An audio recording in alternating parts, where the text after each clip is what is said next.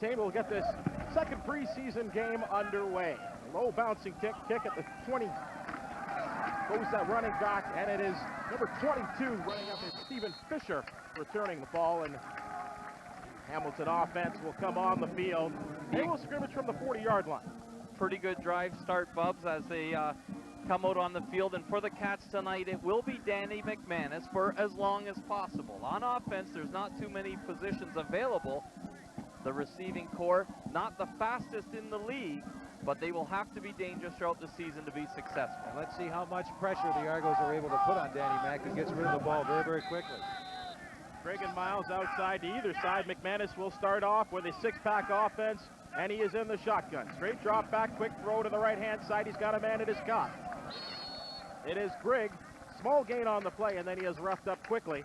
Stepping in there was number 12, Adrian Smith, the veteran. That's what McManus will have to do. Coach Echeverry, he can throw 9 guys into the box, and that's his high-risk, high-reward defense, Peter. Well, that time starting off very conservatively, just with the form. He's playing the corner on the right side. Gain of 5 on that first down completion. Second down and 5. Again, a lot of movement there on either side of the ball. This one could be marching back. Flags all over the place. Let's have a look, boys. Well, look, talking about the Argo defensive secondary, do they ever have some people? We mentioned Adrian Smith and Steinauer on the corners. Should mention that Pee Wee will play the wide side of the field. Steinauer will go into the short side. That's a bit of a change for him. He was the rover, the free safety for the Argos last year. And then you add Clifford Ivory, Mike Fletcher, Antonius Bonner, and Alfonso Roundtree. Boy, they've got some people back there who can play and lots of experience. Mike Mihalik, the right guard, moving a little bit too early, spotted by the officials. It'll cost the Cats 5, and it's second and a long 10. McManus right back into the gun. He has Dwayne Ford in beside him. There was movement there, and the play is blown dead. Another flag on the play to deal with.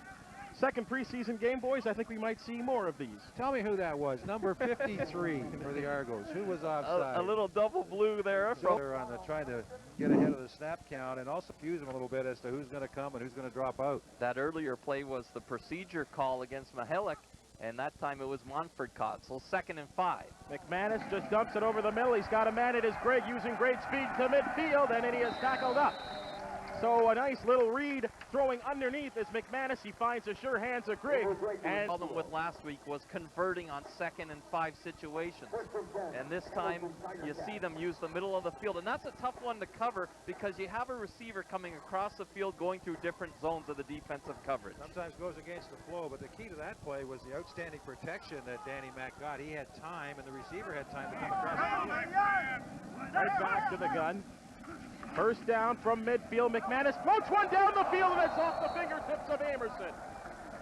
He was at the 30-yard line and certainly could have scampered into. The Argos were lucky there. They were in a zone, and they got Archie Amerson. He found the seam between the cornerback and the over. He was wide open. Ball was right on his fingertips.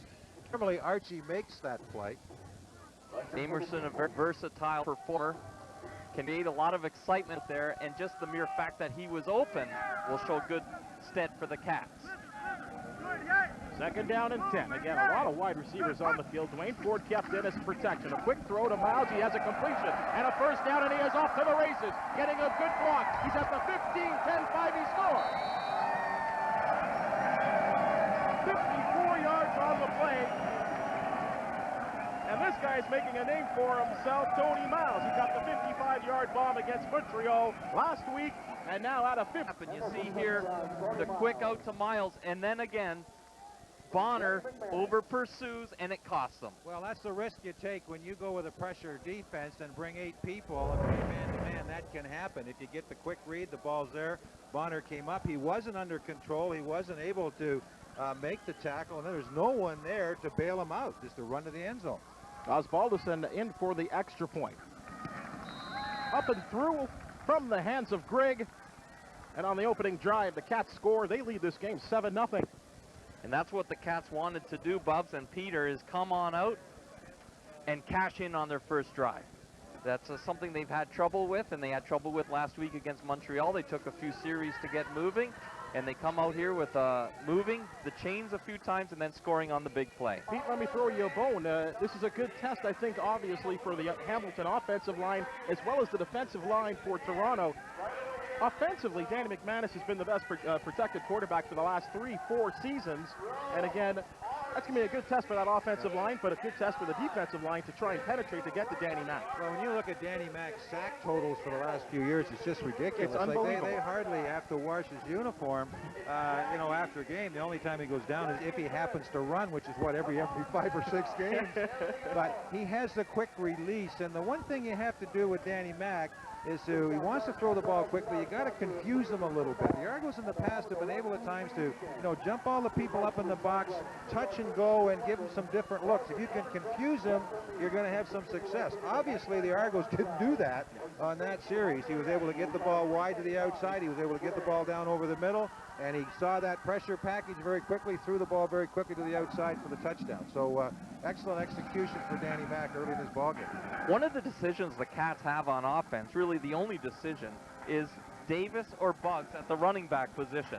Well, if Danny Mack is going to come out and get arm weary, it's going to be difficult for them to make that decision because they got to get the ball into the hands of the running backs to see what they can do. You know what? Every year, all the years I was covering it for the Argos, talked to Ronnie Lancaster. Every year he says, "We want to run the football. We want to run the football," and they never get around to doing it. Right? They brought in Dwayne Ford last year, and then they had some problems with Ronald Williams and all that sort of stuff. But Ronnie every year wants to run the ball, and still I don't think is happy with the running game. Marcellus Turner and Rashawn Harrison awaiting this kick from Osbaldison.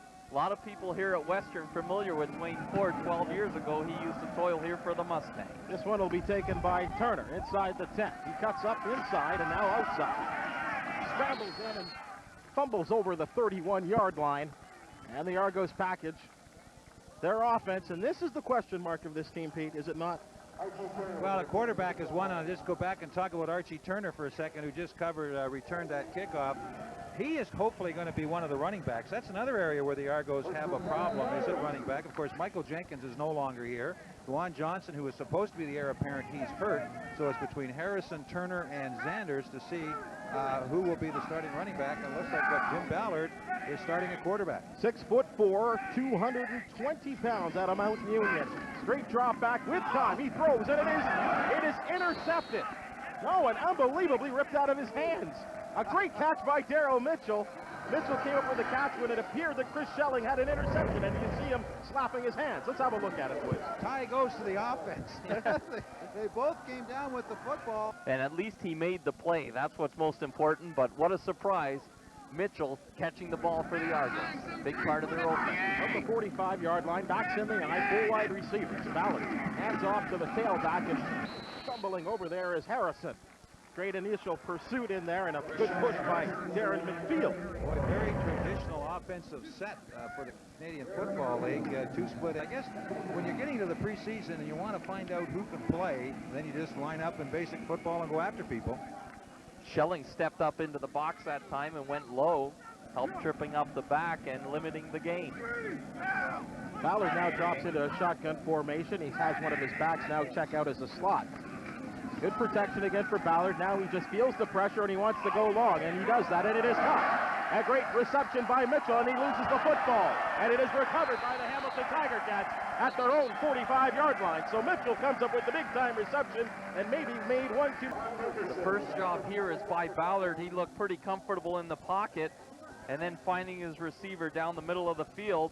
And that looks like it was a nice play by the defender. It might have been Wood. Middle by Daryl Mitchell, hooked up in front of Hitchcock, who was very, very deep. He came up and sort of was in on the play, but I don't think he forced the fumble. So that's the first turnover of the game. But one of those situations where a player is trying maybe to make a little bit too much out of the play. You just get the ball, get turned upfield, and a little second effort fumble there. McManus now has his offense at their own 45. Again out of the blitz, and he just threw this one away. He was looking for the hands of Archie Amerson, but a blitz was coming quickly, and McManus had to deliver quickly. Well, that's the whole thing is if they have 7 in the box, you put 8, and if they have 6, you put 7, and so on, and do the math. But there are risks involved here. I mean, it's designed in such a way that you're going to get there, and if you don't get there, boy, you are really putting whoever you have left in the secondary, you're really putting them in a bind, as we found out once already here tonight. Great Shaw and Amerson to McManus' right. Out of the pro set, a quick drop again. He throws right, and it's Trevor Shaw. The Hamilton product coming up with a fingertip reception, and he'll move the sticks into Toronto Argonaut territory. They'll spot it at the Argo 50. But you see Danny Mac again, knowing what the Argo defense is going to do and making a quick decision. Shaw coming back nicely for the ball, and the Glendale High School product, who went to Weber State with teammate Rob Hitchcock, makes a nice catch. And again, the Cats are moving the changes, something they want to do on offense. Danny McManus now goes into a single back set. 5 wide receivers and a handoff to the big fullback. That is Dwayne Ford, and he stumbles and fumbles. Didn't get much on that one. Maybe Ford, a former Western Mustang. It was interesting little touches tonight. Roger Dunbrack and Jude St. John because of injuries, but Alexis and Sharon, Sandy Annunziata, and Fabian Rain went out for the coin toss as honorary captains. Nice little touch. Classy move. Second down and 10 for McManus. They would like to get something on this turnover. The Argonauts are coming after McManus again, and it's a throw to Grigg just at the right-hand sideline, and the sticks will move once again. So they're getting open as well. Well, they're recognizing blitz, too. When you are running your offense, the quarterback has to read blitz, and the receiver just went downfield and just sort of held up right in the open spot, and the ball was thrown right there. So much for the Argos defense is what happens between the hash marks and in the box. And if you can get wide on them and create one-on-one matchups to the outside of the field, you can make good things happen. Gain of 14 on the play off that fake play action. He wanted to just dump it off to the streaking fullback Dwayne Ford, but he overthrew him. Boy, overthrew him. He should have been looking for Andrew Grigg. He was wide open. You really have to sort of have a widescreen look at this defense that the Argos play. They really do take a lot of chances. Boy, they bring a lot of people, and they've got 2 or 3 or 4 people back there trying to cover 5 receivers. So there are some spots there, and if you get quick recognition and get the ball away, it can cause some problems. That time just missing Ford on that quick slant pattern, which is almost impossible to defend at the best of times. Davis, the lone running back, and we have flags on the play. It may be that Troy Davis got up and moved a little too soon as he was staying back for protection, and we'll let the officials sort it out. And they're going to say he moved because of early movement by the Argos defense. Look at the top of our screen right there. We just saw the end of that. I think it was Johnny Scott. And the Argos, one thing they're going to do too is they're going to move a lot of people around. Johnny Scott, who happens to be the biggest lineman they got on defense at 270, if you can believe that. He's the heaviest. He was playing defensive end, and he was just a little over anxious. Aikens, the wide receiver to the left-hand side of the formation. Amerson there. They want to run the football. They do that with Davis. And Davis, a former Heisman candidate. And this guy has racked up incredible numbers in his college career in the States. Ran for over 2,000 yards. He did get it done, that's for sure, and had a tough year with the Tiger Cats last year, kind of outshone by his brother out in Saskatchewan. Who I hear today ended up in one bounce with the Ottawa Renegades. So he is now a Renegade, which you can, and a point of interest too, when the first signing for the Renegades, and at that time they were the Renegade because they only had one guy, was Sam Zanders. He was their first signing, and he was one of their first cuts, and he's here tonight wearing number 29, and we'll see him running the football for the Argos. 17-year veteran Paulus Paulison lining up for a 35-yard field goal attempt. This one is drilled nice and high and through. So the Tiger Cats, 2 opportunities with the football offensively, score both times, and it is now 10-0 Cats. And you'll wonder if R.D. Lancaster, the offensive coordinator, and Coach Ron Lancaster maybe seen enough of Danny Mac and say, you know what, he looks pretty sharp, and we may get a look and try and make a decision on either Butchie Washington or Pete Gonzalez in the backup role. Maybe McManus's night could be done.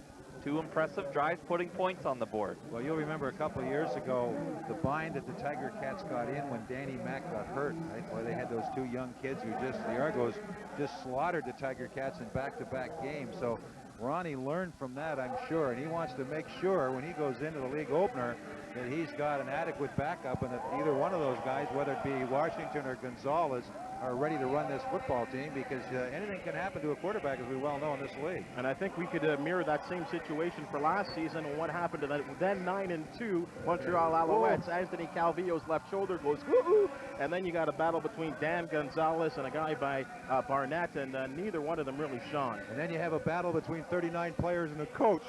Put that in there too. So they never won another game. So let the lesson be known, the importance of a good second quarterback. Right. By the way, I was over watching the Hamilton game last week. Very entertaining game, and I tell you what, Calvillo looked pretty sharp to me, and I think the Alouettes undressed the Renegade last night, 36-6 in Montreal. I think the Argos and the Tiger Cats are going to have their hands full to keep up with that team this year. Well, Don Matthews' system, it puts a lot of pressure on a guy to step up and be a leader, and that guy is the quarterback. And Anthony Calvillo looked good last week, looked good again this week doing that. I think it's going to be Lawrence Phillips. Isn't he going to be the guy to survive the leadership? Well, he tried to take on Coach Matthews, and look where he is. Gone. 6:26 to go here in the first quarter. You're watching Rogers Television's coverage of CFL preseason football. Steve Foxcroft, Peter Martin, and Clint Bubba O'Neill here at TD Waterhouse Stadium on the beautiful campus of Western Ontario in London. Once again, it will be Marcellus Turner and Rashawn Harrison awaiting this kick from Oz Balderson, and again we're underway. Nice high kick, and it'll be taken by, it appears that it's Turner out there. Now he breaks off to the right-hand side, feeling this blocking, and now he's going to get some blocks. He's at the 40. He's at midfield and out of bounds. Just kind of guided out of bounds by Troy Saunders. I tell you what, if you were to put a number 1 on his jersey beside the number 3, he might look a little bit like Pinball, does he not? 5'7", 175 pounds, and got some of the similar moves. And they're hoping that he's going to be able to help this football team as a running back, as a slot back, and just like he did there, in a special team role. Argo's doing a good job. So much of the CFL game is special teams, and they formed a nice wall that time, and they get a good drive start out of it. One back in there for Ballard, and Ballard will hand off to him. Straight ahead. Trying to break a tackle is Harrison. There are flags on the play, though. The Argos going with a tight end into the right-hand side of the formation, running away from the tight end, but they're going to be called for procedure, and that'll come back. Or they may decline it because of the short gain. Right, I think the Cats will decline it and hopefully just get out of this with one more defense. Is the tight end feasible in today's CFL game? Can it work? Oh, it can work. It's but you know, if you got to get a guy like the tight ends that we remember, like a Peter Dallariva, a guy that go down over the middle and catch the football, I don't think you need a tight end to run the football. I don't think you need that. Everybody's proven that you can run it with double slots. So it's a 2nd down and 8 situation. Ballard in the gun. He has 4 wide receivers. Straight drop back under a 4-man rush. Now he breaks for 10. Now he throws, and he's got a man. It is caught by Tyree Davis right at the first down markers, but there are flags to be dealt with. Boy, outstanding protection that time for Ballard. He got back there, he looked left, looked right, he looked back over the middle, and still had time to look for a 2nd, 3rd receiver, and Davis had a chance to come back to the football. I think the Argos are going to get a call here, or Tiger Cats are going to get a call for a little push in the back. I agree, a little illegal contact. Referee Glenn Johnson, give us the info. No, it's only an exhibition game, but things can disappoint a team early in this game. The Argos had a good opportunity here, got into scoring range. Mookie Mitchell fumbles the ball. All right, now you get a good punt return or a kickoff return. You got to take advantage of that. If you don't come out of this with something, you can get deflated pretty quickly. What I liked about Davis on that time on 2nd and 7, he ran 7. He didn't run 6, and that's so very important as well. From the 46-yard line, again, Ballard straight under center, 1 back. Lots are in tight. They will run the football, and trying to angle in there is Harrison, trying to find those blockers. And certainly one of the areas that we talk about for Hamilton that they're trying to replace is the interior, and that's something that Jason Lamar was so strong last season, and Ron Murkison appears to be the go-to guy.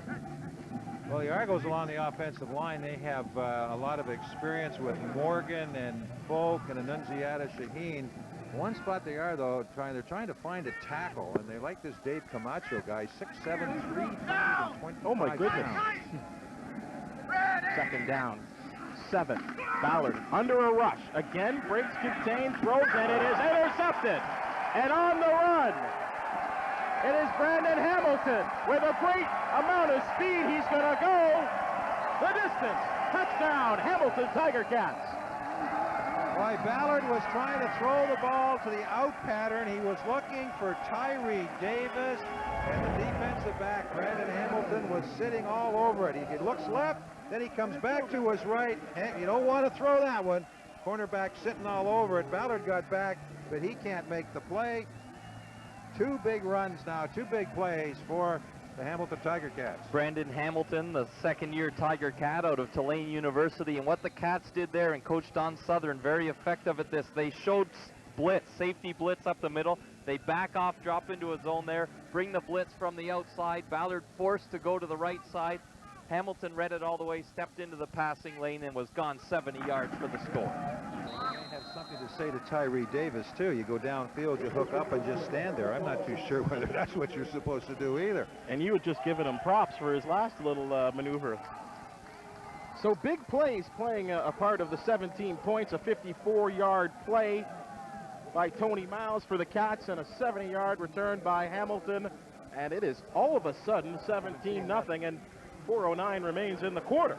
Well, the thing is, too, when you go into an exhibition in a game like this, you've got to play everybody, and no matter what the score is, you've got to stay with that format. And I know the Argos last week in Ottawa, they played everybody. They won 18-11. They may have been able to win by more against the Renegade if they played the starters, but they stayed with everybody. And that's what you have to do here tonight. You've got to stay with your game plan. You've got to play everybody.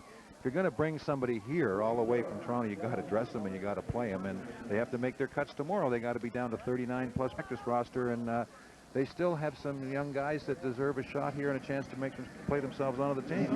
There's a look a moment ago at Kyle Walters, number 7 for the Cats, and he had a very impressive week last week.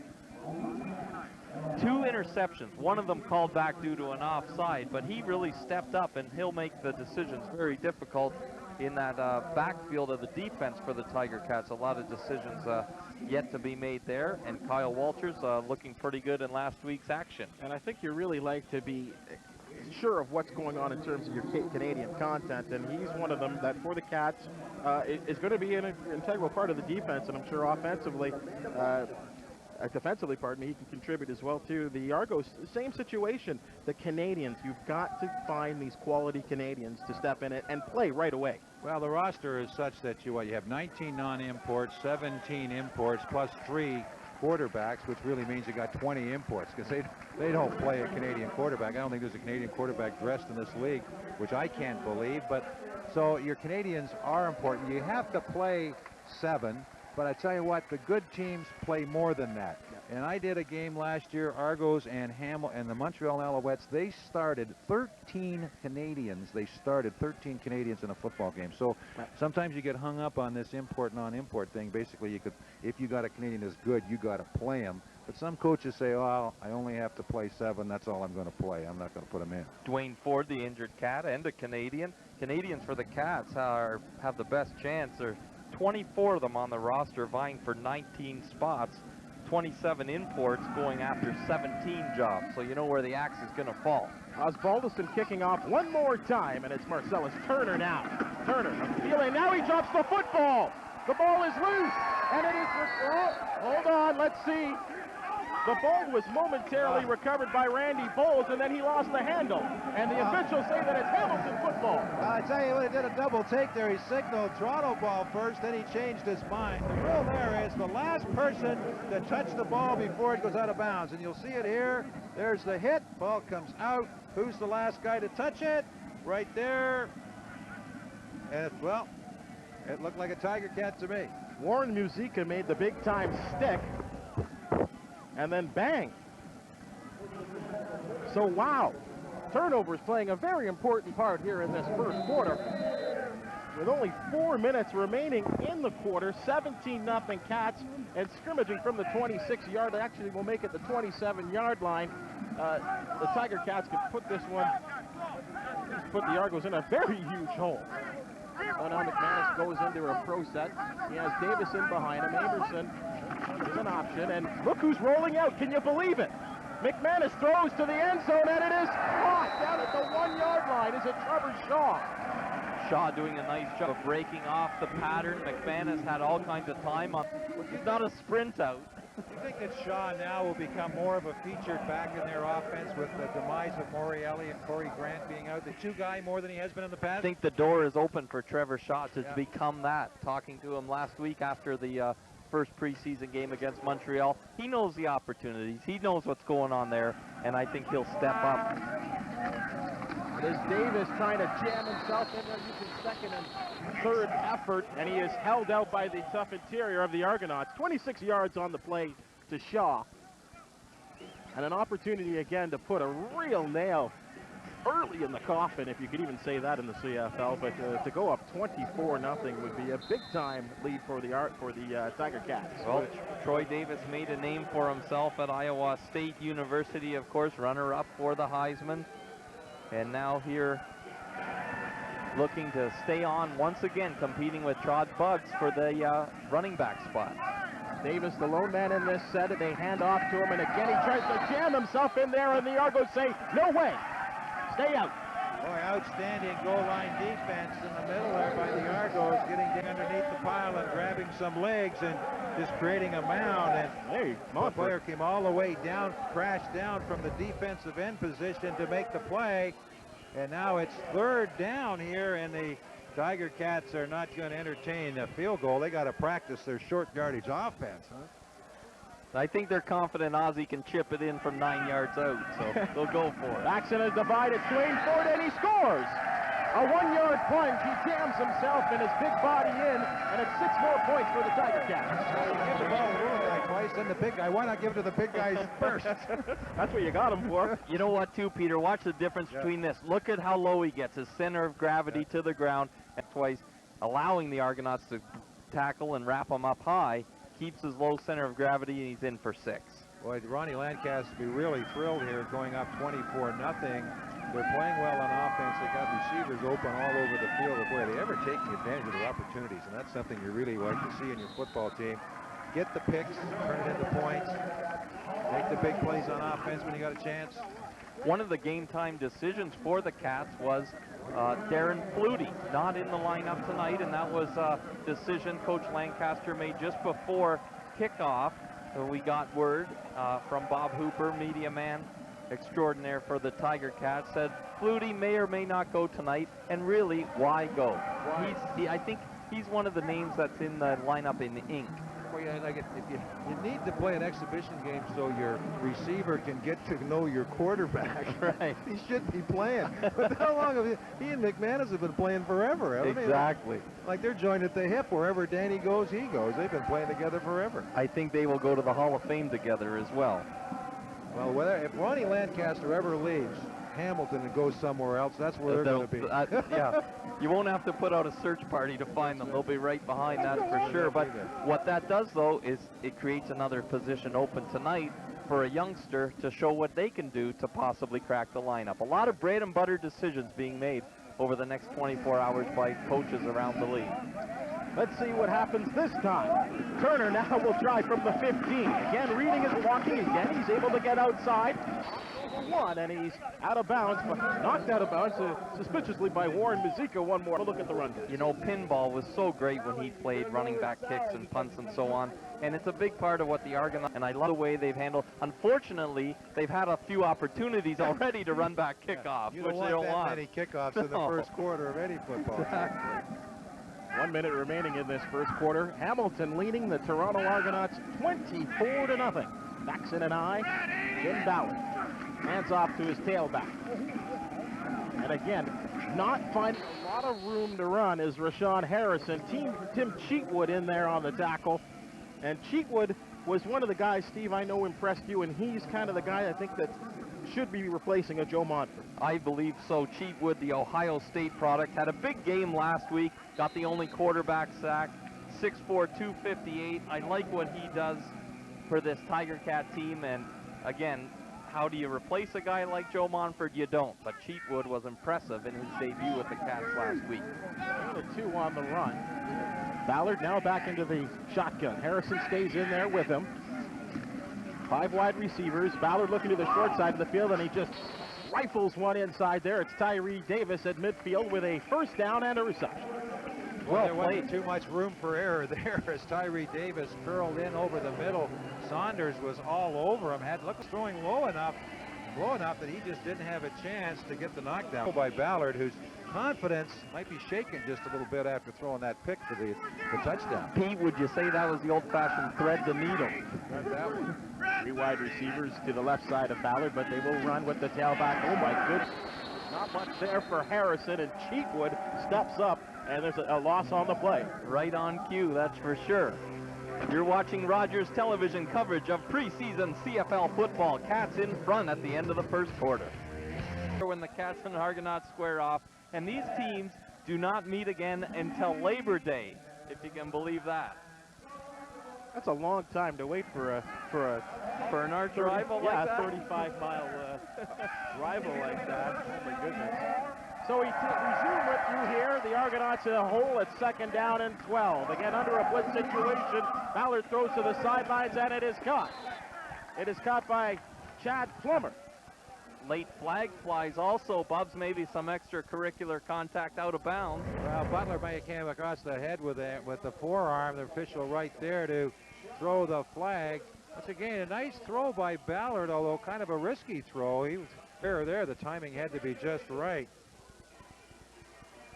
Dwayne Butler was in coverage. Butler there from Illinois State University in his 2nd year with the Cats, and he's another guy who, a defensive coordinator like Don Southern, he takes no names and turns them into names. Well, he's got, who finds the no names? Mike McCarthy, I think, does a little bit of work in that area. A little bit. Really got, Hamilton got blitzed this year, and you take a look at all the guys that they lost. That's right. Come up every year, new middle linebacker they have to come up with, and tough spots to fill. From the 27-yard line, again, the 5 wide receivers set. Ballard running the draw play, and trying to scoot through there is Harrison, and he was tripped up. Had that draw play set very, very well, but it closed quickly. At about the 5 or 6 yard mark, it closed very quickly, and Hamilton Bryant is at number 53 who was down, and that's the one thing you don't want to see in the last exhibition game is the training staff coming out to attend to a football player. Well, Bryant actually stepped up and dove and made the shoestring tackle, and they do not want to lose him. You know, it's not just the number he's wearing of the guy he's replacing, but he's a 6'3", 255-pounder out of Notre Dame, and Notre Dame turns out good football players, good athletes, and for Bryant, as we'll see it, he twisted his knee. There you see him right there shedding the lead block, and then right at the end, he got experience coming out of the XFL. Played in the Blue-Gray Classic, the All-Star Gridiron Classic, and the Hula Bowl as well as part of his career. Of all the bowl games, if I was an American college player, that's the one bowl game I'd want to go to, the Hula Bowl. I agree. The Copper Bowl you can have, give me the Hula Bowl. 2nd down and 6 for Ballard, and he just drops back again. He has great protection, now scrambles right. Wants to throw, and now he finally will run. And he has knocked out of bounds. It'll be very close to a first down, but the fans very anxious for Ballard to run. Saunders egged him out of bounds. Let's have a look at it once again. Well, Ballard is not the quarterback that you're going to see a lot of running from. He's a big guy, 6'2", and he's not noted for his running. He is what you sort of a traditional NFL-style throwing quarterback. In fact, he was the 3rd-string quarterback for the Buffalo Bills, and had played with the Argos in '99 and then spent some time in Saskatchewan. But he has the strong arm. He can throw the ball. I'll tell you what, though, there was some outstanding coverage downfield by the Tiger Cat linebackers and defensive back. Ballard had all kinds of time to throw the football and got flushed out of the pocket.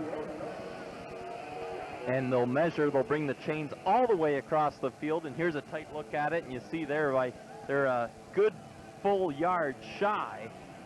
So for the Argos, it is decision time, although Prefontaine looks like he's into the ballgame. We'll have to get the cameraman to see if he can get close enough to get David Braley's see his autograph. That's right. On the football now. No longer Mike Lisco, but David Braley. You know what I like is Ballard's presence in the pocket.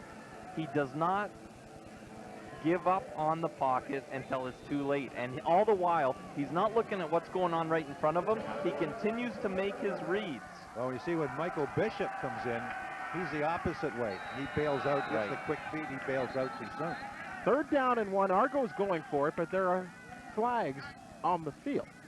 Let's see what this is all about. Hamilton defensive line. Sorry, Bubs. It's going to be procedure against the Argos at a quick movement of the center, and referee Glenn Johnson picks up on it and reports it, and it'll cost the Argos 5, and now the decision is easy. When the Argos go to a 2-back set, Sean Daniels goes in at fullback, and they also have Fabian Rain as a fullback as well.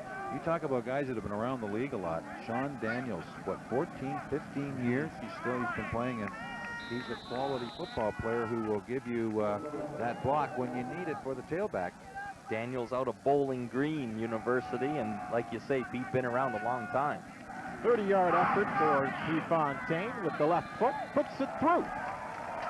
So the Argos' first score of the evening. Boy, the 3 points are big, but the fact that Noel Prefontaine kicked it is even bigger, because he is doing something this year, is going to be asked to do something this year that he did not have to do last year with the Argos, and that's kick field goals. And if he can do both, boy, that frees up an extra roster spot. And it's interesting, with Prefontaine, he's not your conventional style kicker. He likes to get downfield and try and make the tackle himself. He's an athlete. He is. Now, can Ozzie say the same thing? Oh, no, Ozzie's terrific. Ozzie makes tackles. But Noel Prefontaine was a quarterback in high school, and he is an outstanding athlete. In fact, when he first came up here, he's been here 3 years now, when he first came up here and was going downfield under kickoffs, they were so worried that he was going to get killed that they sort of said, look, you got to back off a little bit. And we got other guys that are going downfield. You don't have to be the first guy downfield all the time, but that's the way he likes to play. He's a nice young guy, and he just loves to play, and he's very talented. Well, for the Argos, 3 times now, mistakes have cost them to possibly put points on the board. And like you said, Pete, they're happy that Prefontaine kicked that field goal, but you know what? They had a 3rd and 1, a chance to get a fresh set of downs and go in for 7. Earlier, 2 other turnovers in the Tiger Cat end of the field, which cost them opportunities to put up a major score. So that right now is the difference in the ball game, execution.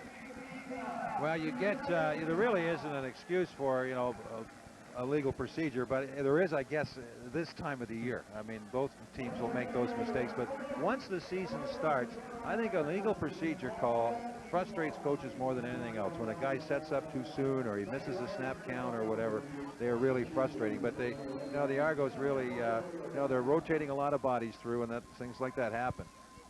Prefontaine, again, the high kickoff. It will hands by Fisher. Stephen Fisher breaking straight ahead over the 35, the 40. And tackles up at the 42.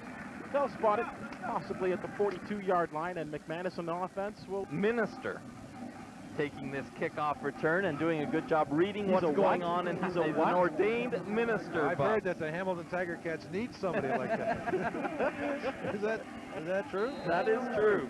Four sports star in high school, football, basketball, baseball, and track, and using some of that track speed, but good vision to see what was going on in front of him, make a few nice moves, and give them a good drive start at the 42. First down and 10. Here's the pitch going to the left-hand side. Troy Davis trying to run upfield, but there are flags everywhere, and I think it might be a holding call. I think we might see 1st and 20. Let's see if we can see it here on the replay.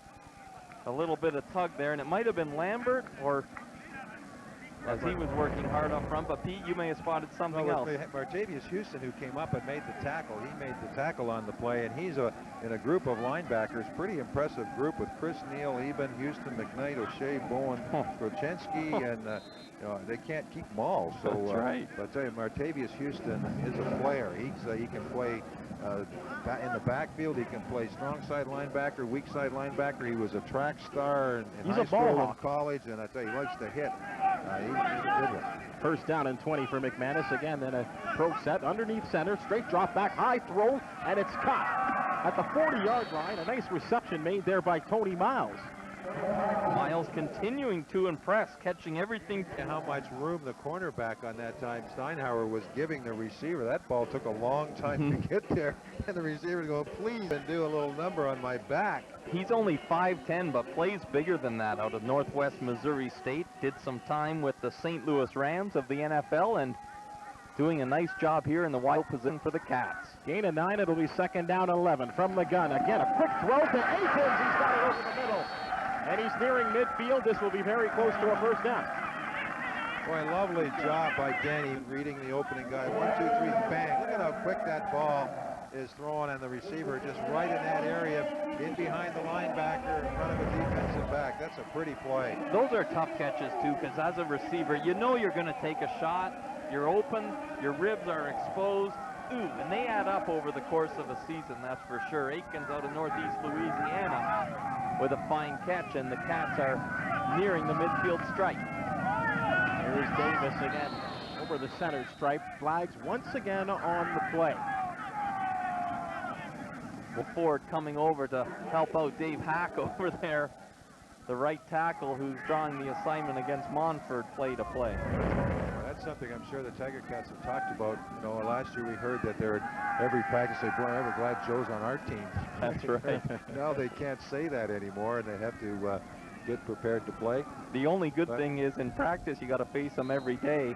Here you only got to face them a few times a year. And the fact is that Danny Mack has not been put down on the ground yet, and he's had time to throw the football, so Joe Montford really has not been a factor. 1st down and 5, and in the CFL, could this be somewhat of a freebie? Let's see what McManus does. Again, from the shotgun, he dumps it off to Davis, who tries to cut back to the interior.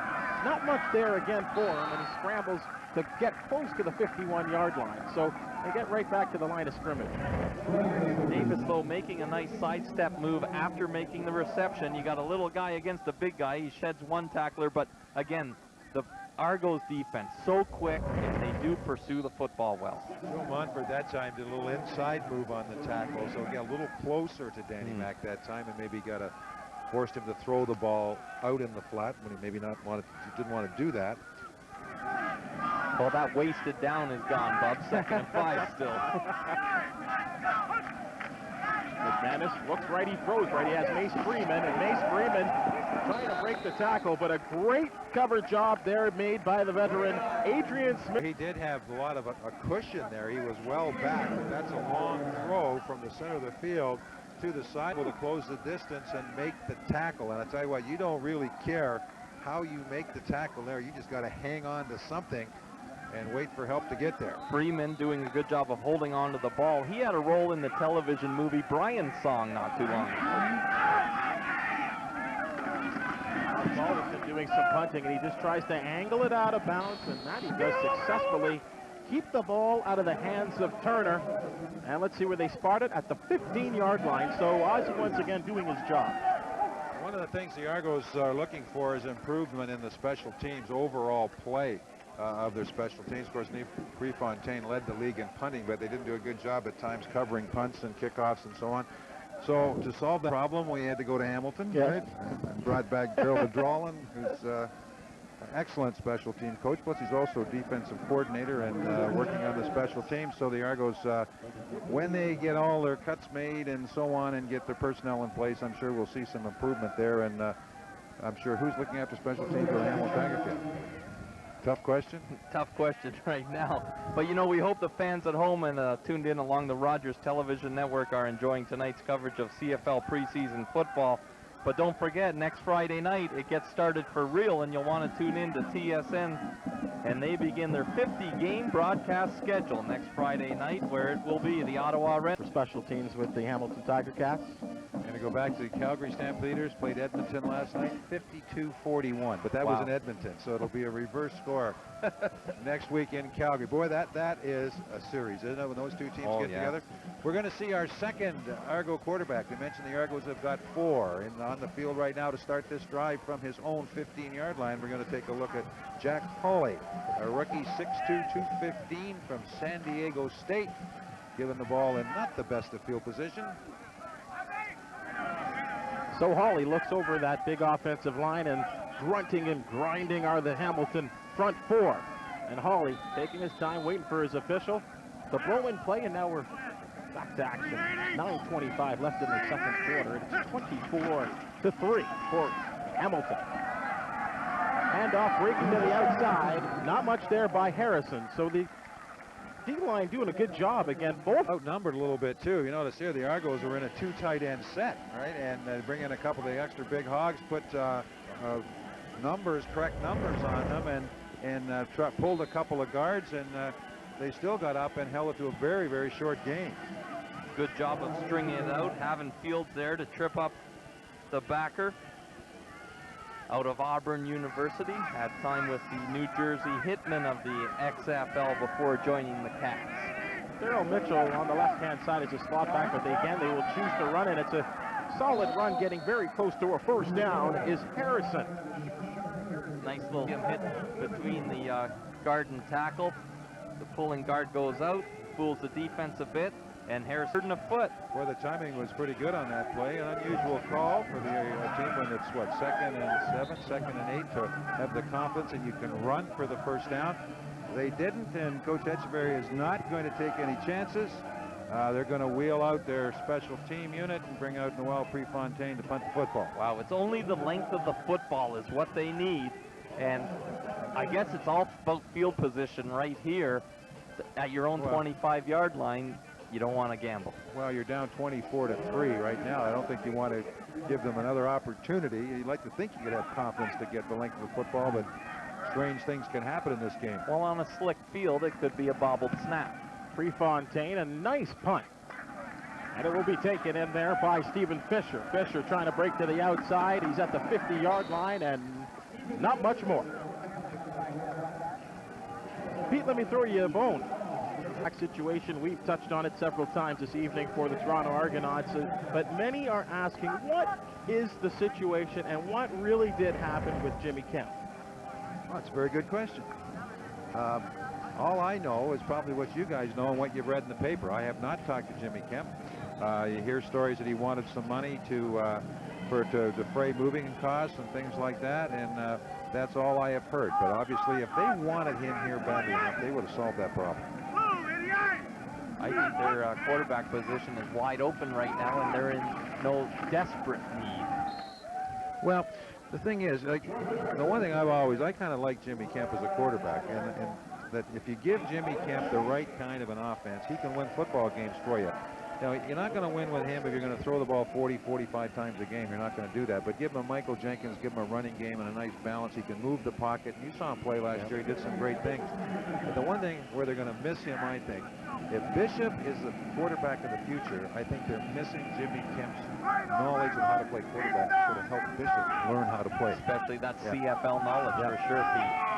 2nd down and 8 from the 52. Whoa, and McManus with the hard count, and the veteran quarterback, able to use that hard count to get guys to move. I think they're going to put this one against the Cats, though, Bubs. Trevor Shaw might have jumped into that neutral zone, drawing them off, but you are correct. It will be against the Argos. But my question is, why blow it dead, then? It should be a free play. Well, where's Ken Green? Get him over here.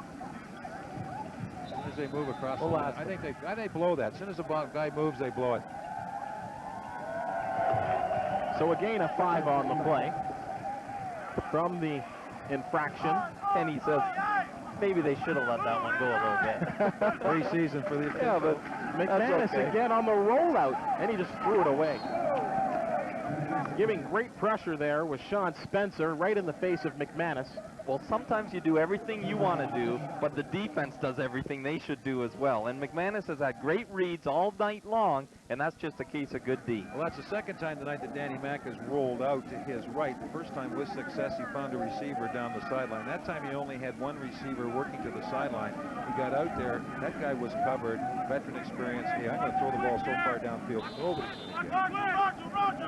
Osbaldiston standing back at his own 42-yard line awaiting the snap. A nice snap to him, and he will get this one away. Again, trying to just get it close to the out-of-bounds line.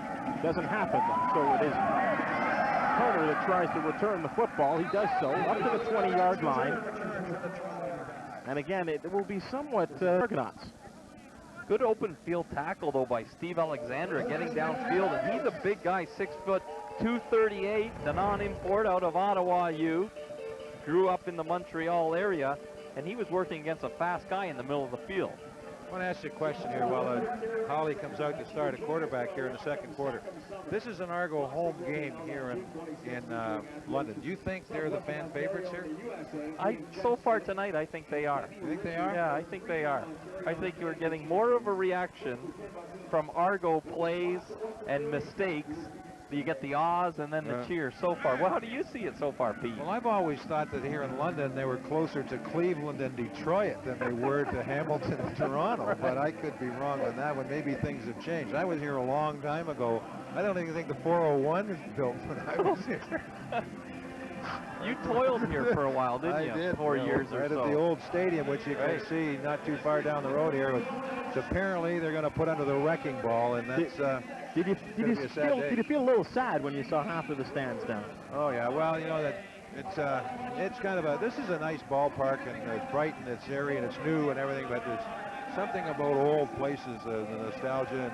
And, you take a look at the history of the University of Western Ontario Mustang football team, and they put out in the facts we got for this game a partial list of the CFLers from Western, and they didn't even scratch it, man. I tell you what, the list goes on and on and on and on and on, and that would be a good project for somebody to sort of make a final list of all the Mustangs who have played in the Canadian Football League.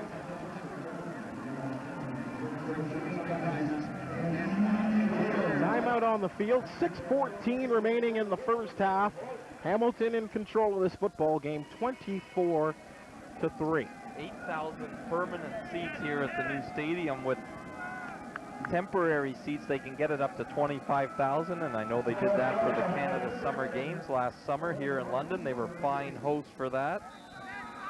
And again, this neutral site game, the first ever taking place here. Jack Hawley scrimmages from the 19-yard line again, two backs, and they hand off. It's a very basic offense the Argonauts are showing tonight. And some tough running by Rashawn Harrison. Well, Harrison that time carried the football to the inside of the field, and boy, you just stake wanting to happen here. You watch Harrison here, though, tries nothing inside, though, then he pops it outside, but you're right, he's holding the ball in his right hand. Boy, and you don't do that. Leon McQuaid did that in 1971. You're gritting your teeth. It cost us a Grey Cup. Better tell that guy quick before he gets into that situation. Is that where the Argo bounce came from? I don't know. The Argo bounce has been around long before Leon McQuaid was here. Second down and 5. Again, Hawley keeps his two backs inside, and they do jam the ball inside by Harrison. Again, he'll be short of a first down.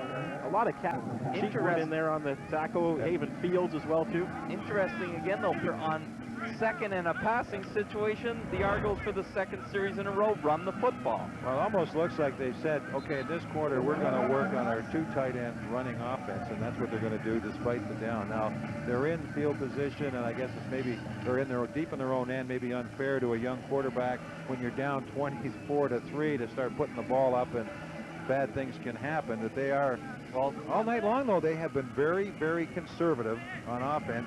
But you can't say that about the way they play defense. You said they had a few question marks. One of them was at the running back position, but I think a bigger one is at the quarterback position, and that's what you got to find out. Prefontaine with a nice high hanging kick, and it's right back into the hands of Fisher. Fisher hit hard, sent down. Chuck Walsh, the BAM. Boy, that's how you make Walsh a draftee from Waterloo, and he got downfield and made an excellent play there. That's the one teams probably the starters. That takes care of 24 people, but now you got to find 15 more, and that's a place like that that will make an impression, and maybe that young man will be around come Sunday. Enter Butchie Washington into the football game for the Cats. He will utilize a 6-wide receiver set, and he stands in the shotgun. First down and 10. Now he rolls with flags on the play, and he will break contain and run for 12 yards. And he is tackled up out of bounds by Spencer, but flags may have this play coming back. You will see a good example of holding. Watch your right tackle. As he blocks on Leroy Blue, he's just out of the picture, and you'll see Leroy Blue go right there. He is right there stumbling. That's what the call's going to be right there. Well, one thing with Butch, he grew up in Columbus, Ohio, and played his university ball just down the road. I think he gives up too soon on the pocket. He's got the wheels. He's got a big, strong build like a linebacker, but you know what, in the CFL, I want my guy to stand in a little bit longer and take your reads. He watches a little bit too much of the line play, what's going on in front of him, which takes his eyes off his receivers, and then he takes off a little too quickly. You like a quarterback that can run, but I think that's got to be your second option. So it's first down and 20. Way back at the 32-yard line. Argos only send 3, and it's a little dump off to Trevor Shaw, who's in the field, and he stumbles over the 40. They get close to the 10 they lost on the holding penalty back here. But you know what, the one thing, when you bring someone like Butchie Washington into the game, and I tell you, the one thing that he did last week, kind of effectively a couple times, was the shovel pass, right? Which has become a very popular offensive weapon, and when you got a guy who can run, Danny Mack can't run it because he can't run, but Washington sure can. Second down and 11. Washington again. 5 wide receiver set, keeps a tailback in there, quick throw, and it's a little bit low. Tried to hit this one to Trevor Shaw, and this one would have been very close to a first down, but he delivered low, and on comes the punt team for the Tiger Cats. Watch the eyes of the quarterback here, looking at Shaw the whole time, and as he gets a little more experience, you'll see him look over the field a little bit more, and that'll freeze the defense a little bit too. Boy, you saw that play, though, how open that receiver was. Just a huge vacant spot there in the secondary. Argos only have 1 man back to return this kick, so they could be coming after Osbaldiston, and here they try. Cats do a great job of containing, and taking it on the bounce will be Turner, who will have to reverse his field somewhat. He's in a lot of trouble, and he is finally brought down at the 27-yard line. Tackle made by Scott Coe. Scott Coe, another Canadian kid trying to crack the lineup, taken in the 5th round, 43rd overall. Played his university football at the University of Manitoba, and he was a key member of that team who was Vanier Cup finalist. Attended Kelvin High School out in Winnipeg. Because Mike Morielli is now in the game for the Argos. Now, tell me, can Mike Morielli still help a football team in this league? I think he can. I think Mike has had a few tough years, but some of that is after coming into the league and having one outstanding season, and then all of a sudden everybody expects you to do it time and time again, and I guess that's pro football, right? You're supposed to do that. But I tell you what, the fans in Hamilton were brutal with him. I tell you what, I walked those games and saw T-shirts and so on, all kinds of things about Morielli. They were unbelievable. They were trying to run him out of town. And it's interesting, Stephen, I know you've alluded to this on many of our other broadcasts, that he's the kind of guy, he's in the community, doing a lot of good things, but he got the greasy paw, as I have alluded to. Well, he did great work for charity, especially the McMaster Children's Hospital, the Morielli macaroni, which was on the supper table at a lot of homes, but he just did have the dropsies a little bit. And I'm not sure what's going to happen here, and that's one of the areas where the Argos have got to make some decisions. Teddy Alford's not dressed tonight, and he's going to be a starter, as he was a great player last year. And you got Daryl Mitchell and Tyree Davis, I think, on the team made, and they're probably going to start minimum of 3 imports. Then you got all these other guys, English, Ray, Talbot, Morielli, Nigel Williams. I'm not sure they can keep them all. That's right. So you get the great speed from Williams. English is a nice combination of speed. He's got some good hands as well, too, and not afraid to go over the middle as well. Nigel Williams can be a terrific receiver. The only problem he's showing with the Argos is that he tends to drop the ball in key situations. He has come up with some, but he's got the size and he's got the height and the speed to be an outstanding receiver. That's what I liked about Nigel. Just 6'3", 220, a big target out there. The former Hamilton Hurricane. Hawley goes right back to work, 2:41 remaining. First down and 10. Backs in the eye. He will throw his first pass, and it is nearly intercepted. Stepping up was Diedrich Mathis, and running right by the football was Alfonso Roundtree. Well, that's watching the quarterback's eyes. Watch this. 3-step drop, looking that way all the way, and Mathis just really let his receiver go and read the quarterback. Boy, oh boy, they were lucky there. And once again, that very traditional two split ends, 2 slots, eye, and no motion, no deception whatsoever. So Hawley now on 2nd down and 10 drops into a shotgun situation. Again, Cats now blitzing. Hawley throws, and it is caught at midfield. A great reception. It is Chad Plummer at midfield. And to show you the arm strength there, he kind of threw that off his back foot. Watch him settle in the pocket. Boom, right off. He didn't really get to step into that ball at all, and that shows you great arm strength and a nice pattern run by Plummer. And the Argos move the chains. It's first down at the midfield stripe, Pete. Oh, you see Chad Plummer, he's 6'3", 220. I tell you, he's Nigel Williams' twin. And Plummer once again wide on the left-hand side of the formation. Backs again in the yacht. Hawley hands off to the tailback, and now turning it upfield. Oh, and slipping at the 45-yard line of the Cats is Rashawn Harrison. So Harrison getting a steady dose of the football here in this first half, and that was his best run of the evening.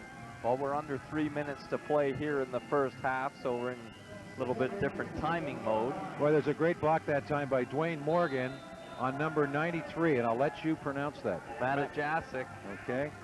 I guess he's a rookie who's trying to replace Joe Montford. Right, he's coming in, the import playing behind Tim Cheatwood tonight.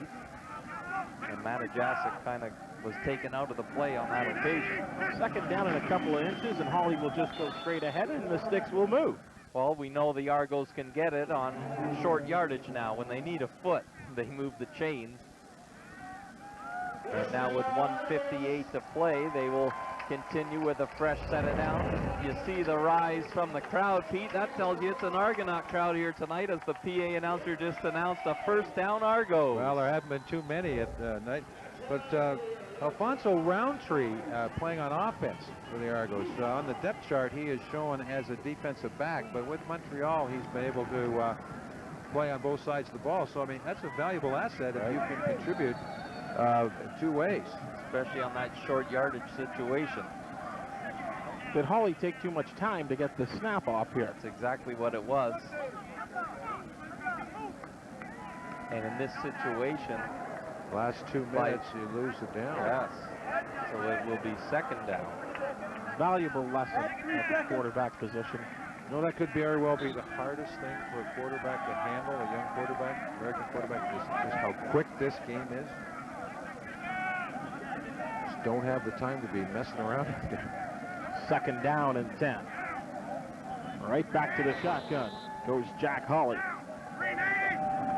Keeps his backs in beside him. High snap. Here comes the blitz. They're chasing him. Hawley steps up. Not a lot of room, and he goes down. It is quarterback down, courtesy of Tim Cheatwood. Well, you take a look downfield. There were 3 receivers to his left. They were all shadowed very carefully by Tiger Cats. He didn't have too many options. There was nobody out in the flat to bail out to. All he had to do was sort of scramble around and try to get what he could get. You know, one of the things that is developing in this game is the field, I think, is becoming a little more slick as the evening wears on. We had the rain earlier, but as the top of the field kind of dries a bit and the water is still in that 2-inch under padding, it's becoming a little more treacherous for the players. Low driving kick. No opportunity to return. They were spotted at the 20-yard line. I think you actually get better footage when the field is entirely wet, and at this point, it's kind of like the roads on the highway becoming a little slick, Pete. I don't like artificial turf anyway, but at the best of times. They didn't have it back when you were playing, right? One field. Really? Empire Stadium, and it was awful. Okay. But I mean, I guess it's the answer because you can multiple uses and all that sort of stuff from a practical point of view. And if you look at the health and safety of the athletes, wait till these guys are 60 years of age and see how many hips and knees and shoulders and stuff they've had taken out. First down and 10 for Butchie Washington from the 20-yard line. Flags on the play, and it is Bugs. Now that's one of those free plays, Bubs. The voice inflection of the quarterback drawing the defense offside. You get the free play that time, so the Cats will have a decision here. I think they'll take the 1st and 5 by accepting the penalty. Well, you can change your voice, but you can't bob your head, right? The old Tom Wilkie rule. Old Wilkie get up there and bob the old head, and they put in the Tom Wilkie rule to stop you from doing that. Yep. He looked like a woodpecker the way he was going back and forth. He was so short you could hardly see him over the center. He had to have been the last of the single bar quarterbacks. Well, He's the last one I know of that chewed tobacco. You mean when you say single bars there, Bubs, what do you mean by that? I'm talking about the single bar right across. Who was the last no bar? First down and 10. Here is Bubs, the ball carrier, angling off the left-hand side. And again, this is something that the Tiger Cats are going to have to work on. Their running attack has been just non-existent. Watch Big Leroy Blue there to make the stop. Boy, great job of shedding the man up front and getting to the ball carrier. Boy, you talk about guys that have been around for a long time who are still able to contribute. You know, you got Monfort, Scott, Blue, and Roger Dunbrack and Walsh. They're going to have to make up the front four this year. Second down and 5. Straight drop back by Butchie Washington. He throws and it is batted down. A lot of incidental contact down there that time as the receiver was bumped and jawed with, and that was Quentin Spotwood, who's one of the guys trying to get one open position, and it looked like Michael Fletcher was there to bump and grind with Spotwood. But that's a pass that should never have been thrown. You throw it down over the middle like that, there's not a heck of a lot on it. Danger. And he's throwing it into double coverage, so he's lucky that wasn't picked. Spotwood, of course, out of Syracuse, had a few good quarterbacks throwing to him in his years there. High hanging punt by Osbaldison. And just not a lot of room. Actually, he makes something happen out of nothing by Livingston. Bashir Livingston gives the Argonauts good field position, and we're down to 38 seconds left in the half. One of the things that can make you an outstanding football player is making guys miss. There's a good example of making someone miss and turns it into 7 more yards on the punt return. There were flags on the play, however. Boy, Pinball was terrific at that, and tell you, Michael Jenkins, you know, and as this season goes on for the Argos, they're going to realize how important Michael Jenkins was to their offense. I mean, whenever you take out a 1,000-yard rusher, but boy, he could run, he could hit up in there tough, he could run over top of people, and he could make people miss. Well, another guy that's going to be with the Houston Texans and in the Hamilton side of things is Jason Lamar, the inside linebacker. And you figure sometimes around September, a lot of these guys end up coming back. And I mean, Jenkins, a high prospect, you know, he could do a lot of, he could help an Argo team if he's not to make it down south. Well, the scuttlebutt is that he just might not be fast enough. I mean, he's not a breakaway runner. I mean, he's got the acceleration in the line of scrimmage, and he can hit up in there tough, and he can make people miss, but he just doesn't have that breakaway speed. So we'll have to see. But he's such, Michael Jenkins, I don't think there's a coach in the world that wouldn't love to have him on their team, because, you know, and forgive him for maybe being a 1/10 of a second slower than the next guy, because he is just an incredible guy as far as his dedication, commitment to the game. He's just unbelievable. Ozzie got a huge punt away.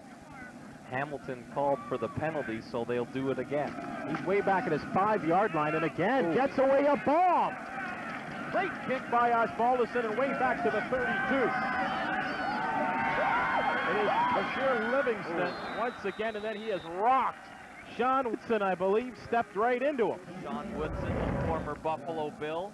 And again, the field is a little slippery, and for the punt returner here, look, I'm trying to plant the foot, it slips out, and Woodson available to go high, and he rocks him.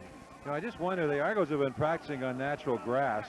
What the Hamilton, they have been as well. They have played on the artificial turf, but you know, whether they've got the right footwear on here. You know, they bring different footwear to the games. They just might not have the right footwear, and sometimes if the guys, if their shoes are set as well, it causes problems. 24 seconds remaining for Jack Hawley to try and make something happen. He throws short, and he has Mookie Mitchell at midfield. Play action. I love it. It makes so much happen. It freezes the defense yet again, and here's a good example of that, Pete. But you watch Moochie here. Here's the play action. He rolls into the short side of the field. He throws the ball right there. Now, the problem is the ball was thrown inside. Throw it outside, he catches it, steps out of bounds, stops the clock. Right. Now, the clock's running now, and this could very well be the last play.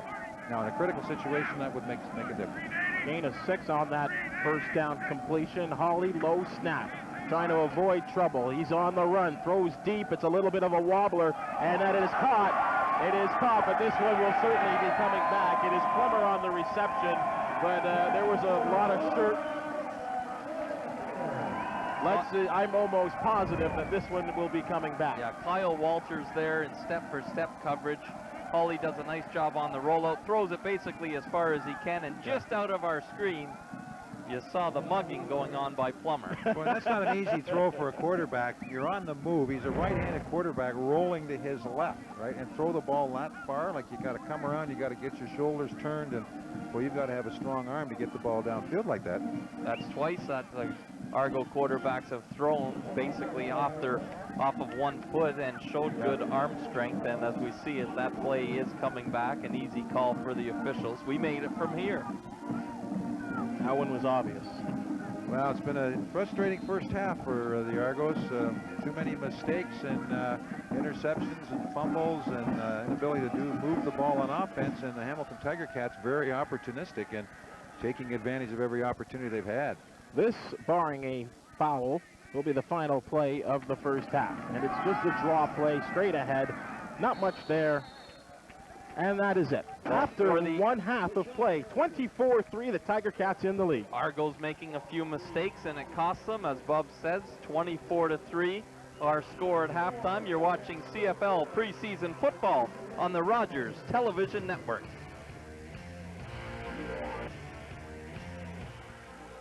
CD Waterhouse Stadium just winding down at halftime here, getting ready for an exciting second half of CFL preseason action. Brent Lale here on the sidelines of the game between the Tiger Cats and the Argonauts. Hamilton off to a big lead, 24-3. All of Hamilton's points coming in the first quarter. Prefontaine got a field goal back for the Argos in the second quarter to close the gap a little bit. Getting ready for the start of the second half. We'll see whether the Argos can come back. Head coach Larry Haler said it could come back in the second half here if Gary Echeverry's Argos can get things together. We'll see whether they can do it. Let's send it upstairs for the call of half number 2. Great, thank you, Brent. Steve Foxcroft, along with Peter Martin and Clint Bubba O'Neill, and an interesting first half. And Pete, let's take a look at some of the stats. Well, if the Argos are going to come back, they got to find some offense, some instant offense. They really didn't look very good at all in the first half. Danny Mack, for example, was 10 of 13 for 152. Ballard, who started for the Argos, was 4 of 5 for 57, was intercepted once, and that cost him a touchdown. Hawley was 2 of 3 for 33, so they had 90 yards in offense. And in the press box here, everybody's saying, how can you evaluate a quarterback's arm when you're running the ball all the time? Argos very conservative on offense, 2 tight ends, etc. Harrison rushed the ball 11 times for 35 yards. For the call of the second half, here's Clint Bubba O'Neill. As Balderson will kick this ball off. It takes a hop at the 30-yard line. And it's Marcellus Turner changing his field. He goes from one side to the other. Now he's going to cut it up at the 30-yard line, and he is rocked once again at the 32. Well, we talk about running backs and kick and punt returners making good decisions, and that time Turner was extending the field, all the while looking up to take advantage of an opportunity. It finally came, but not as big as he wanted it to. He got about 5 on the return. And we have our third quarterback now coming in for the Argos to start the third quarter, Michael Bishop, who was runner-up in the Heisman to Ricky Waters a couple of years ago, or would that be 3 years ago, right? 3 years ago? 3 years ago, and Bishop has great athletic skills. I think the Argos would like to see him read defenses a little bit better. Bishop hands off. Oh, my goodness.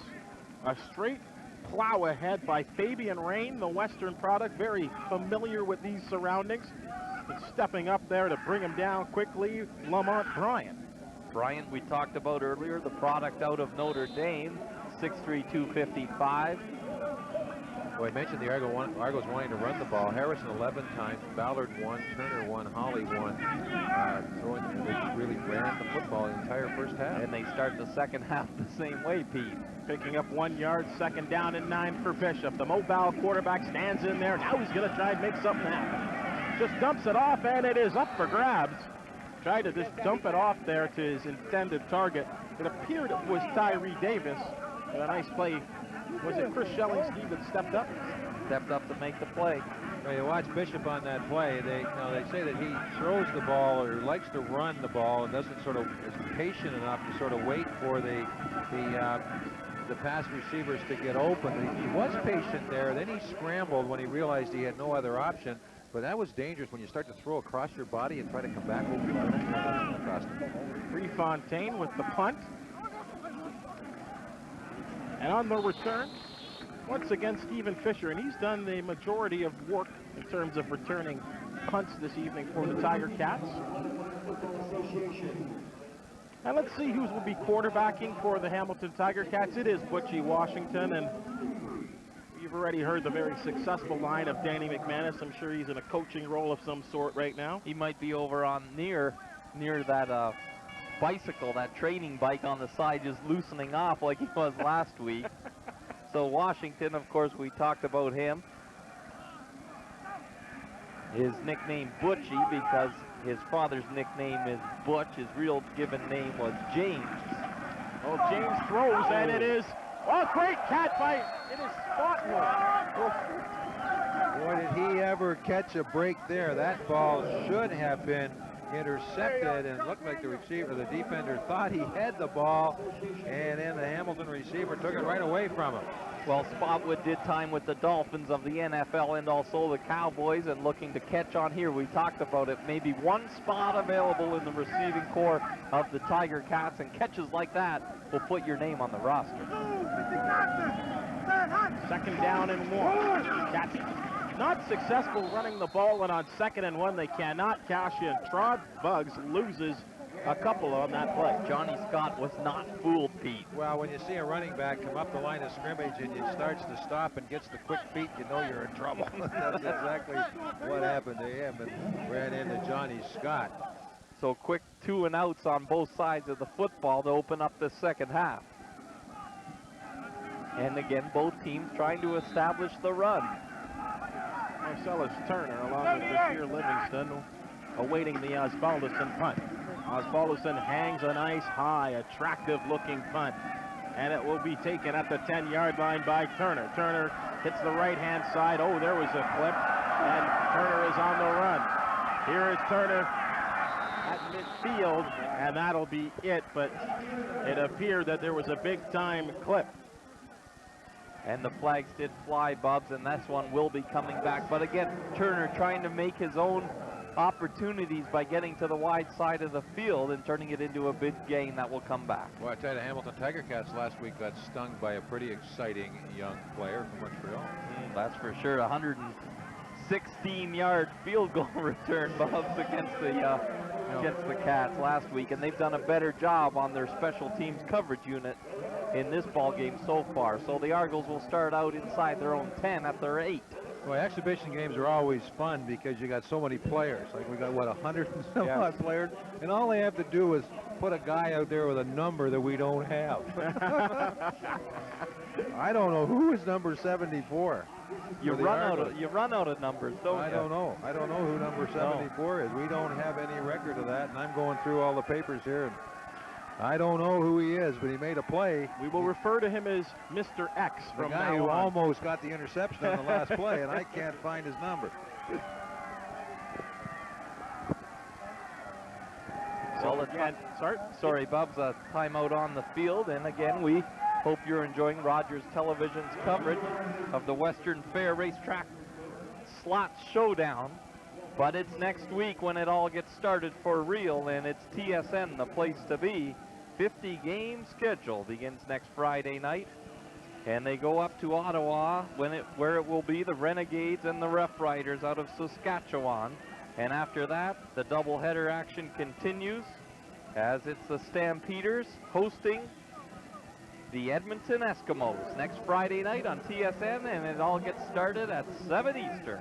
And I believe the Argos are in Winnipeg next week, are they not? That's right, and hard place to start this season. Well, they only have 29,000. They'll only sell the place out, but football really come alive in Winnipeg.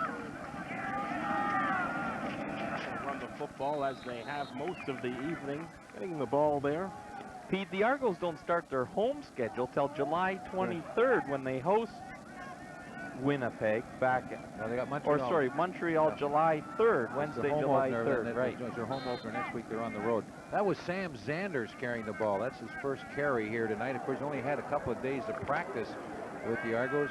We talked about him earlier. First player signed by the Renegades. First player cut here to try to fill the spot left by Warren Johnson because of injury. in the eye. 2nd down and 8. Bishop stands in the pocket. He throws, and it is over Mookie Mitchell's head. But again, Bishop looking pretty solid. The big athletic kid, he stands in there pretty good and continued his read the whole time and let the pocket just develop and form around him and just threw it a little too far for Mitchell. Now, I didn't get to see the game in Ottawa last week, so I don't know how to compare what I'm seeing here tonight offensively in formations and what they had last week. But I tell you what, if this is the offensive package the Argos are 7 days away from using in a league opener, they got a lot of work to do. I tell you what, it is so conservative, it's unbelievable. From the 51-yard line goes Stephen Fisher, and he's rocked at the Argo 51. So great field position for Butchie Washington to try and get something going for this Ticat offense. Good point, Bubs, on the 2-and-out exchanges now, 3 consecutive to open this second half. The Cats have picked up about 20 yards in field position on the punt exchanges. Well, this is the time now. It's very, very warm here in London, as it was in Hamilton and Toronto today, and boy, the humidity is very, very high, and boy, the players have got to take a lot of fluids and just trying to get through. We got, what, 26 minutes left. Guys trying to get through here. Touch wood, let's get through this without banging anybody up. Butchie Washington from the shotgun, pumping once, throwing, and he's got a man. It is caught. Reception made by the ever-impressive Tony Miles, who I think is getting closer and closer to inching himself onto this football team. Miles and Spotwood, really the two guys that are fighting for that, I believe, that final position in the receiving corps. Now, where's that leave Aikens? Is he the guy they're trying to beat out? I think Aikens is pretty well set. I think it's a different, it depends on the ratio that they're going to use with the Canadians and the Americans. Mace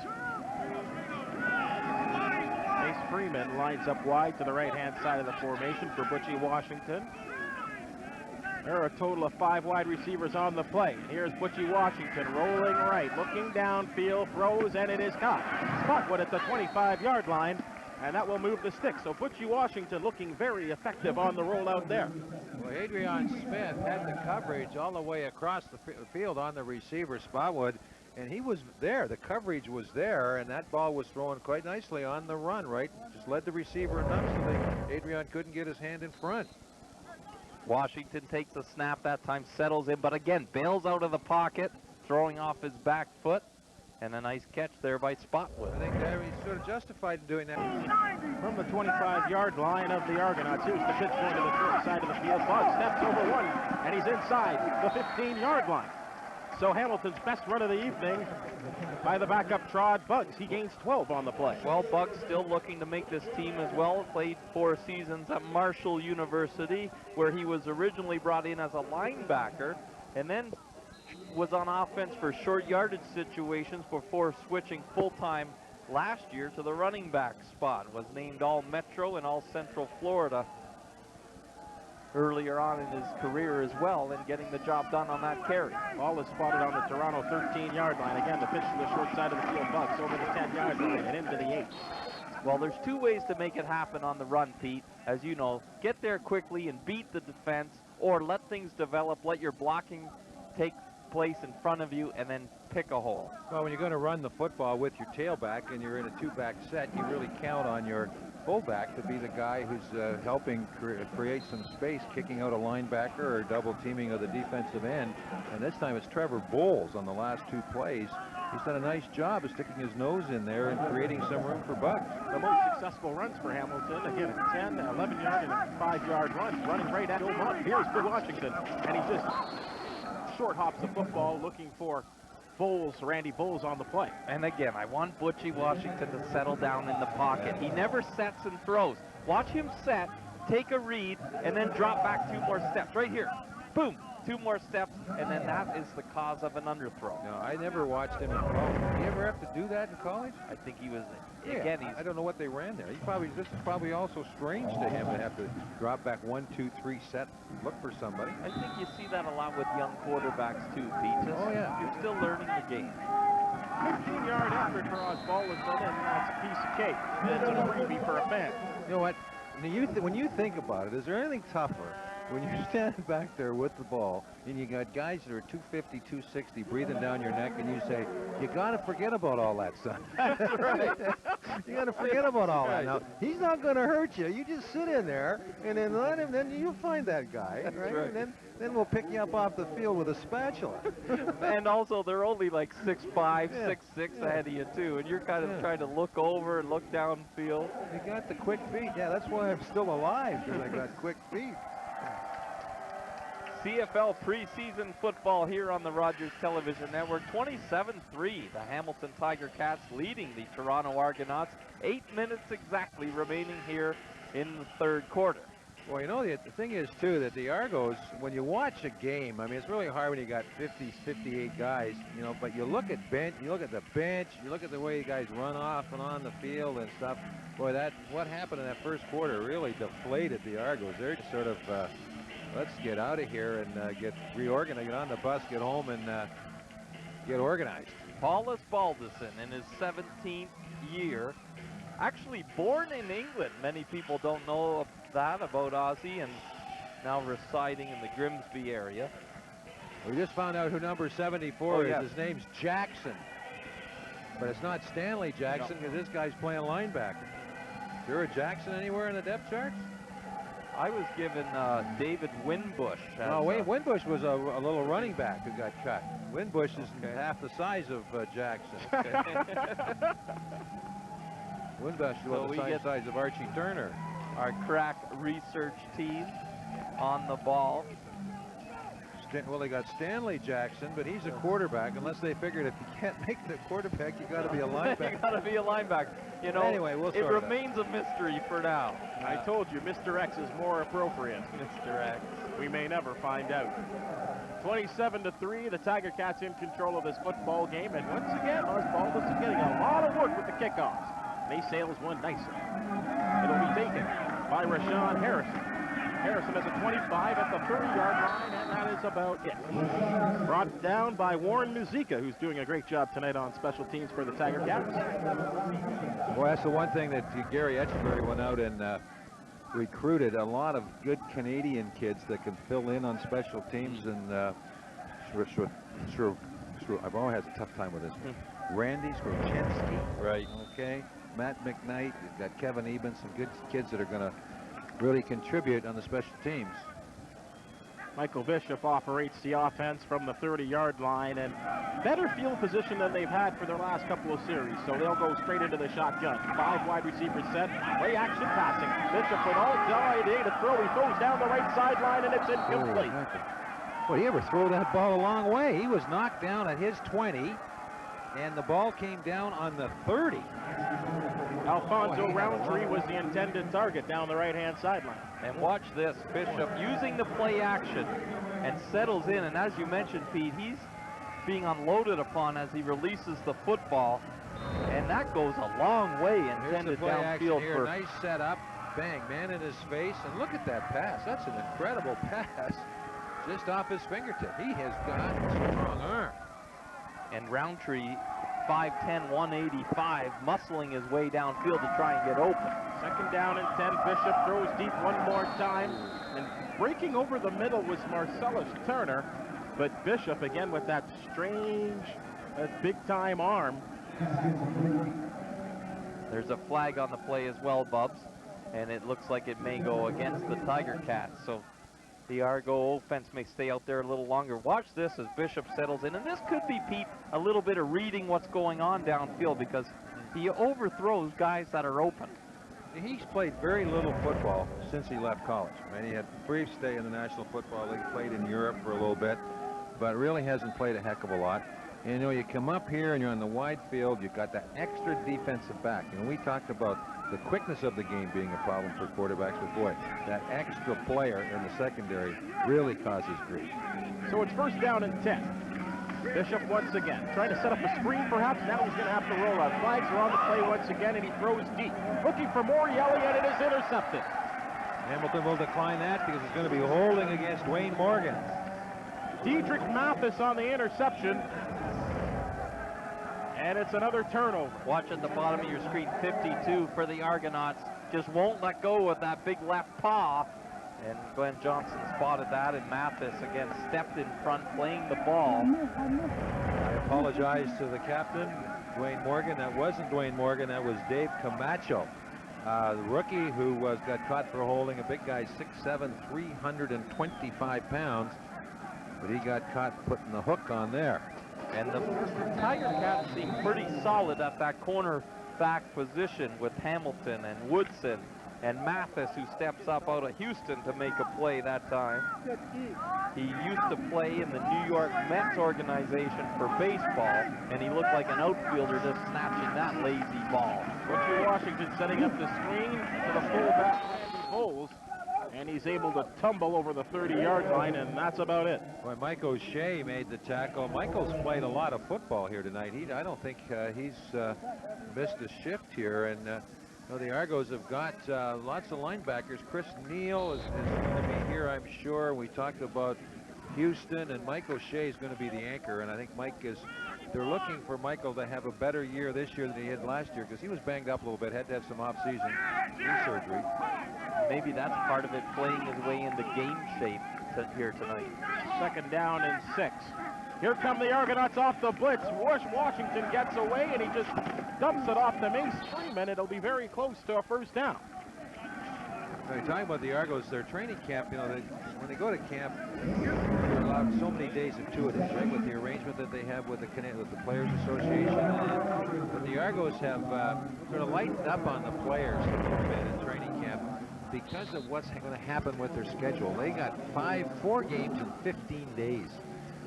When you get the odd number of teams, you're going to get these weird schedule mixes now, and so they got to be prepared. They just can't beat everybody up and have to play that many games in a short period of time. 1st down and 10 from the 38-yard line, and the Cats flags on the play. Straight ahead, it is Bugs breaking through. Let's see what the flags are all about. Let's take a look at it again and see if we can spot what happens. Obviously something in the line play, and Bugs fights his way through to get into the backfield of the Argonaut defense. And it is offside, Argos, as they were caught in that neutral zone area. The Cats accept the penalty. So it will be a 1st and 5 as they will scrimmage now from their own 43-yard line. I'm going to say it again, a free down, in my opinion. Boy, I like the ones, though, when it's 2nd and about a foot. They're the ones I like. That's a and real 9 times out of 10, they go quarterback.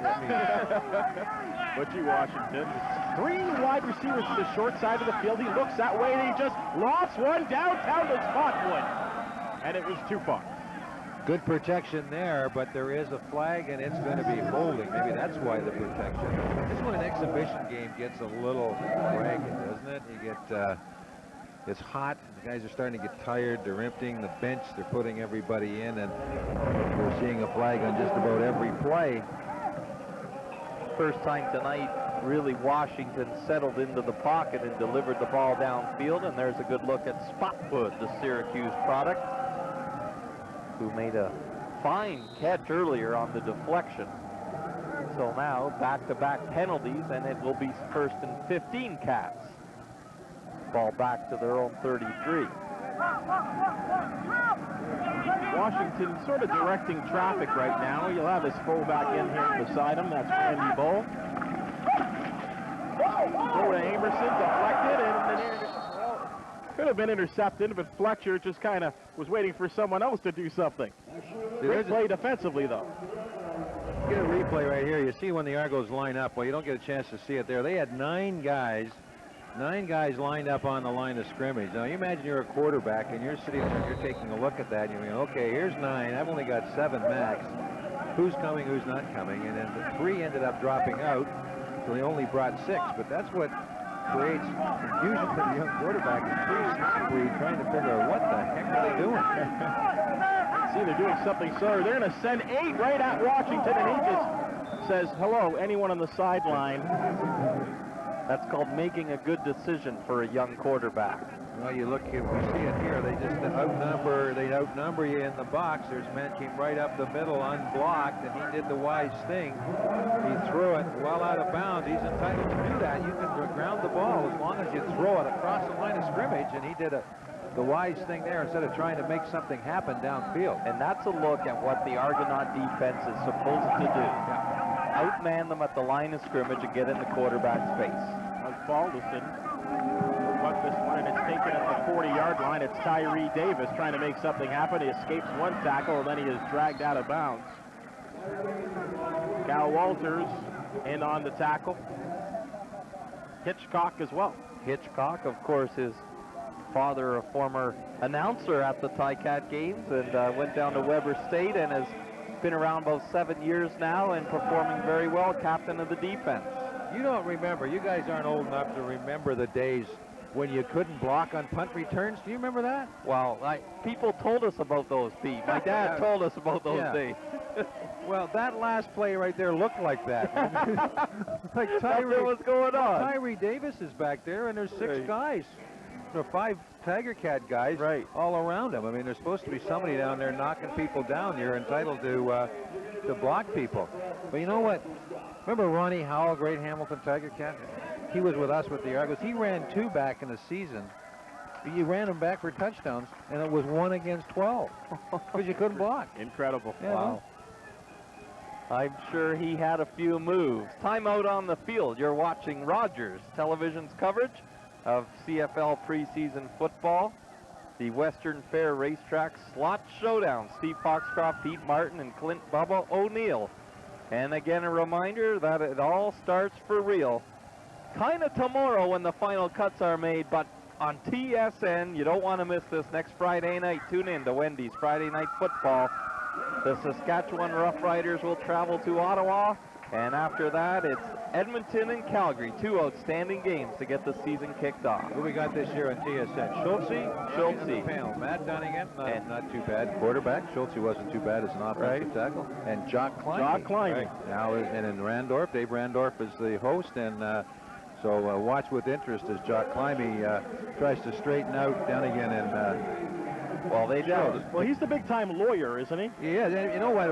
Every receiver, every good receiver that I've known and met thinks he should get the ball every play because he's open on every play, right?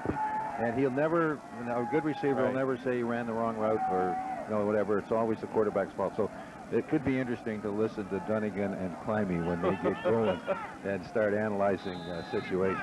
And then Schultze, of course, who was never called for holding his entire career. Bishop on the run, and he just dumps it off, and it is too far for Mike Morielli. Little play action, moving the pocket, throwing the ball on the run, and Morielli running an out pattern from the slot. That's sort of the play the fake they like to run with Jenkins last year, just to hold everybody and then try to get the linebackers to sort of step up to create some spaces. And that's exactly what happened. You saw Matajasic there just freeze for that 1 second, and then you give Bishop a head start. Well, you're not going to catch him. 2nd down and 10, 3:15 left in quarter number 3. 27-3. Argonauts in a hole here. Michael Bishop trying to make something happen. Trying to deke out a defensive lineman. He does a good job, and then he bounces across the 45-yard line, but he will be short of a 1st down. Pretty good breakdown defense that time by the Tiger Cats not to get fooled by Bishop as he went upfield. Look at how he's carrying the ball. Woo. A loaf of bread. Oh, come on. You don't like that. Oh, got to tuck that thing in. You got to tuck it in. Maybe he's got huge hands, but you just can't be running and trying to beat tacklers holding the ball out there like that. Having Fields a good job out of Auburn in coverage that time. Former Carolina Panther.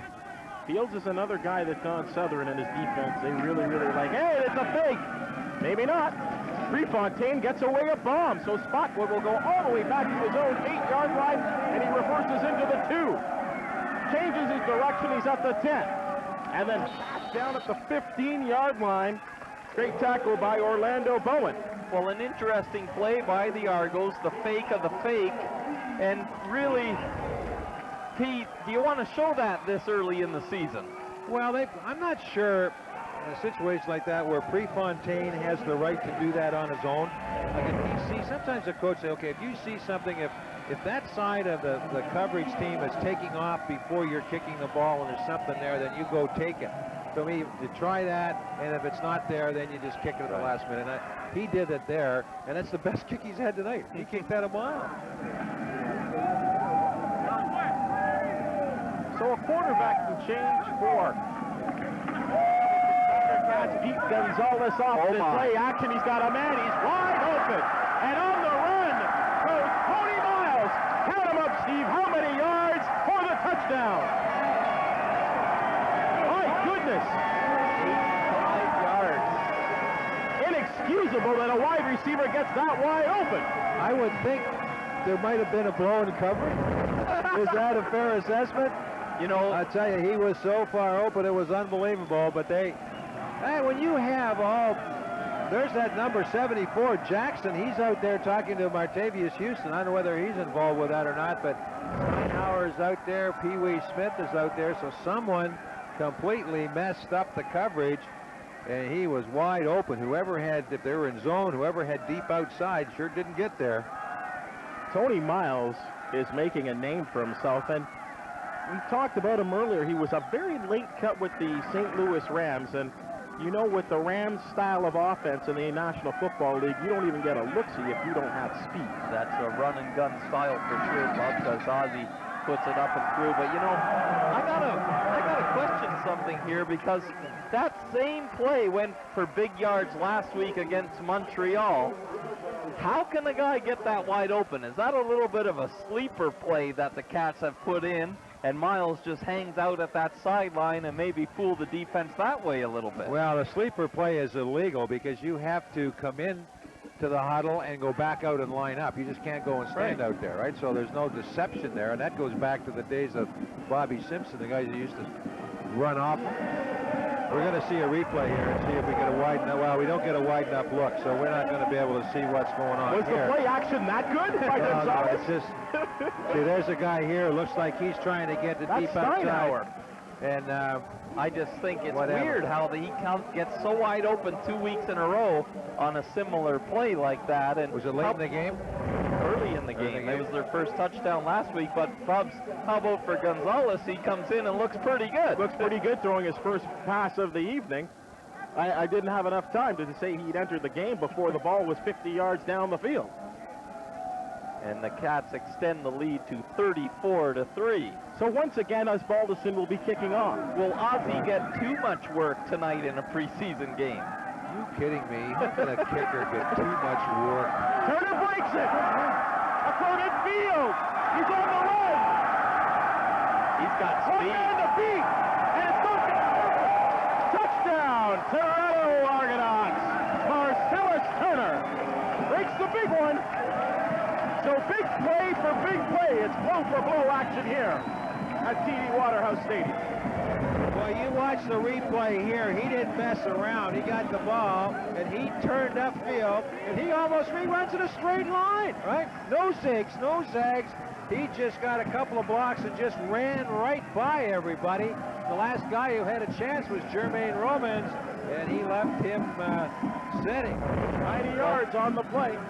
The toughest hit on that play was umpire Billy Higgins, who got ran down by a Cat coverage guy, and he hit the deck, but nobody laid a finger on him. As you said, Pete, right up the gut, too.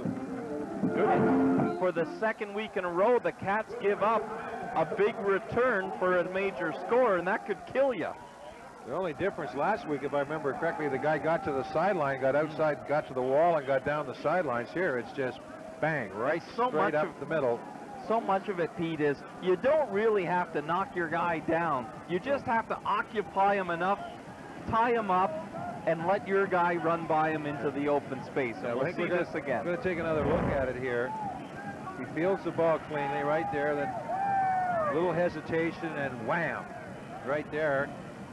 The original wall got taken care of, and then Jermaine Romans is a pretty quick guy, too, and he just left him behind. Jermaine Romans was with the Argo Tramp last year, was he not? And he was trying for a spot this year in the secondary. Another Canadian, I believe out of Acadia. So we saw Keith Stokes go the distance, go 116 yards, as we talked about, Steve. 116 yards against this Tiger Cat special teams. And this one, 90 yards. Long kick return by Marcellus Turner. So something for Argo fans to cheer. 34-10. And an opportunity for Prefontaine to kick off this time. Let's see if we can go 3 great plays in a row. This one will be responsible by Stephen Fisher. Stephen Fisher's across the 35, and then he is wrapped up at the 37. Some good drive starts tonight on both sides of the football. Only a couple times the teams have been pinned back in their end zone. And with 1:09 to go here in the third quarter, it's 34-10 as we look at the run back by Fisher again. And you see there, you don't have to knock your guy down. You just occupy him, tie him up, and then let the guy with the football make the read of what's going on in front of him. Well, you know, the guys that really earn their pay are the wedge breakers, the guys that are the first guys down. Yeah. I mean, they go down and just have no respect for their body whatsoever. Just go in there and lay it on the line. Pete Gonzalez comes out throwing. He's got Aikens. He's at the 40 and out of bounds, just shy of the 45-yard line. Well, Gonzalez, the book on him, of course, he's out of Pittsburgh in his first month really in the CFL, an undrafted rookie signed by the Steelers a few years back and then ended up with the Buffalo Bills before joining the Tiger Cats earlier this preseason. Shoulder problems are some of the reasons why he's in this league. Was a blue chip All-American coming out of high school in Miami before moving along to Pittsburgh. And I was impressed with Gonzalez last week. I think he's a pretty good pocket passer with good size. And again, for being early in his CFL career, I like the way he reads the field. Well, they only have the 3 quarterbacks. There's no one else around, is there? Right, that's it. So they're going to keep the 3. So looks like Ronnie Lancaster's protecting himself pretty well with. And the thing here tonight, we know Danny Mack is the starter for the Tiger Cats. It's between Butchie, Washington, and Gonzalez to see who will hold the headset and the clipboard. This will be the final play of the third quarter. 3rd down and 1. Gonzalez hands off and straight ahead over the top is Kenny Vermette. He has a 1st down for the Tiger Cats. The one thing that's been interesting tonight is when you get into a preseason game we'll come back to that after the break. Sure, you're watching CFL preseason football. The Cats 34, the Argos 10 through 3 quarters. Stay with us. Congratulations, London and surrounding area. Sold out TD Waterhouse Stadium for tonight's preseason football action, and I have a feeling we're going to be back here in future years. A great put forward here tonight. Good to see Larry Haler at halftime along with Pinball down with Brent Lale.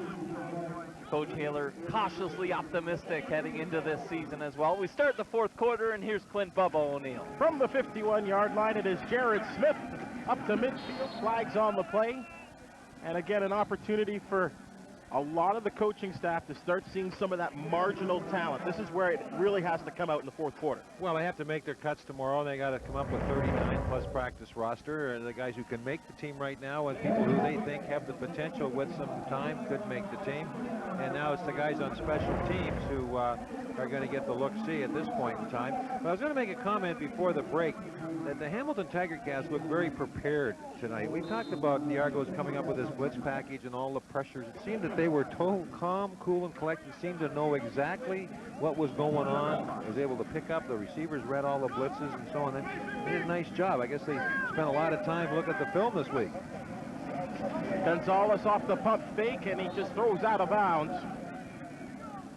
And nothing to be gained on that play on 1st down. Intended for Ken Vermette over on that sideline. Here's a look at it again. The quick little pump fake, as you mentioned, Bubs. Well, they still got Mike O'Shea is still in the ball game, and Johnny Scott. So they got some of the veterans. Joe Montford is still in. So they're getting the veterans some more playing time to get their conditioning level, if nothing else, up. 2nd down and 20. Gonzalez directing traffic. He has 3 wide receivers to the wide side of the field. Looks that way. He's got a man. Short gain on the play and trying to make something happen is number 83, Jamie Elliott. Well, Adrian Smith, the cornerback, came up to make the play, and so the veterans are, you talk about emptying the bench in the 4th quarter. The veterans are, maybe Etch is saying, look, guys, you didn't do it in the first half. Now you're going to do it in the second half. Coaches have been known to punish guys, you know, if they don't think they're playing all that well. Elliott, a 4th-round selection in the college draft this year after 4 seasons at the University of Calgary. Alfonso Roundtree and Tyree Davis await this punt at the 20-yard line, and it's another bomb by Osbaldiston, and he angles this one out of bounds at the 15-yard line. A solid punt. Ozzie looking pretty sharp tonight. Getting some good shoe into the ball. 34-10, the Cats on top, and we talked about it. This is a chance now. This is probably the part of the game film that the coaches will look at the most. Because as we get down to the last 3 or 4 names that will decide the final roster, this is the time of the game when they're in there. Well, we're going to see our 4th and final quarterback for the Argos, Stanley Jackson, is in the ball game, and you know, this is tough. You know, when you go in to be quarterback in the 4th quarter, I'm not sure you've got all the first stringers in there, and it's pretty hard to. We'll check to see who they have on the O-line here to see if it's represents a starting group to give him a chance to show what he can do. The other thing too, Pete, is you've been standing around for a couple, 3 hours, and you know, how sharp can you be? You've warmed up, and now you've cooled off, and now you'd look to warm up again. I see McDermott's out there, and Sandy and Ziada, so they have some of the starters out there. But you're working against basically a 2nd-and-a-half string defense now in the Tiger Cats. How much can Stanley Jackson learn against a defense that'll be playing pretty honest? You know, it was interesting. A lot of people were talking last year with the Argos fighting for a final playoff position in the last 7-8 games of the season, and Jimmy Kemp got a lot of those starts, and a lot of people questioned it as maybe Stanley Jackson could have seen action in those games to get valuable experience for down the road, and down the road is right now. But the word that I got was that he wasn't ready. So there you go. Chicken or the egg, and how do you get that experience? Well, but I guess you show your readiness by how you practice and what you show as far as knowledge of the offense in practice. Obviously, he didn't show enough to merit getting the football. Stanley Jackson has a conventional set, high backfield, hands off to his tailback. Just breaking off the left-hand side. Really, when you look at it, I mean, sometimes they're only going to have to critique tonight is how well they reverse pivot and hand off to the tailback. Right? I mean, they haven't throwing the ball all that much to. And you know, the quarterback numbers at halftime anyway have been pretty good. The completion ratio has been high. Both teams have moved the football a bit. The Argos really have just made more mistakes in execution. But their offense doesn't have sort of any kind of a rhythm to it. Like they haven't been able to get into any rhythm and flow, do something and set something up and come back and do something else. 2nd down and 6. Stanley Jackson in a lot of trouble, and it is quarterback down. Count the receivers downfield. One on the sideline here, one inside the hash mark, and one on the other side. And they're all covered. He's got no choices.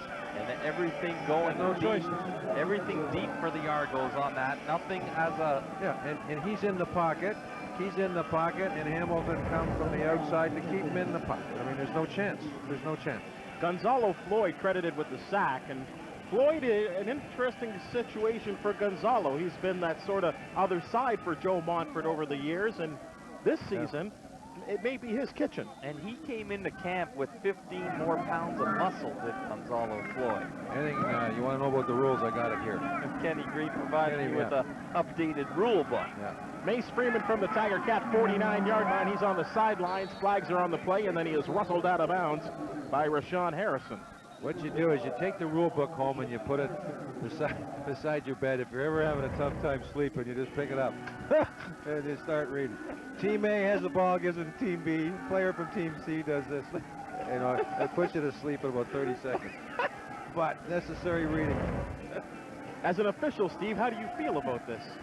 It's tough. You know what? He's right. It is tough. Team A, Team B, point of last possession, all this kind of stuff. It is tough reading, that's for sure.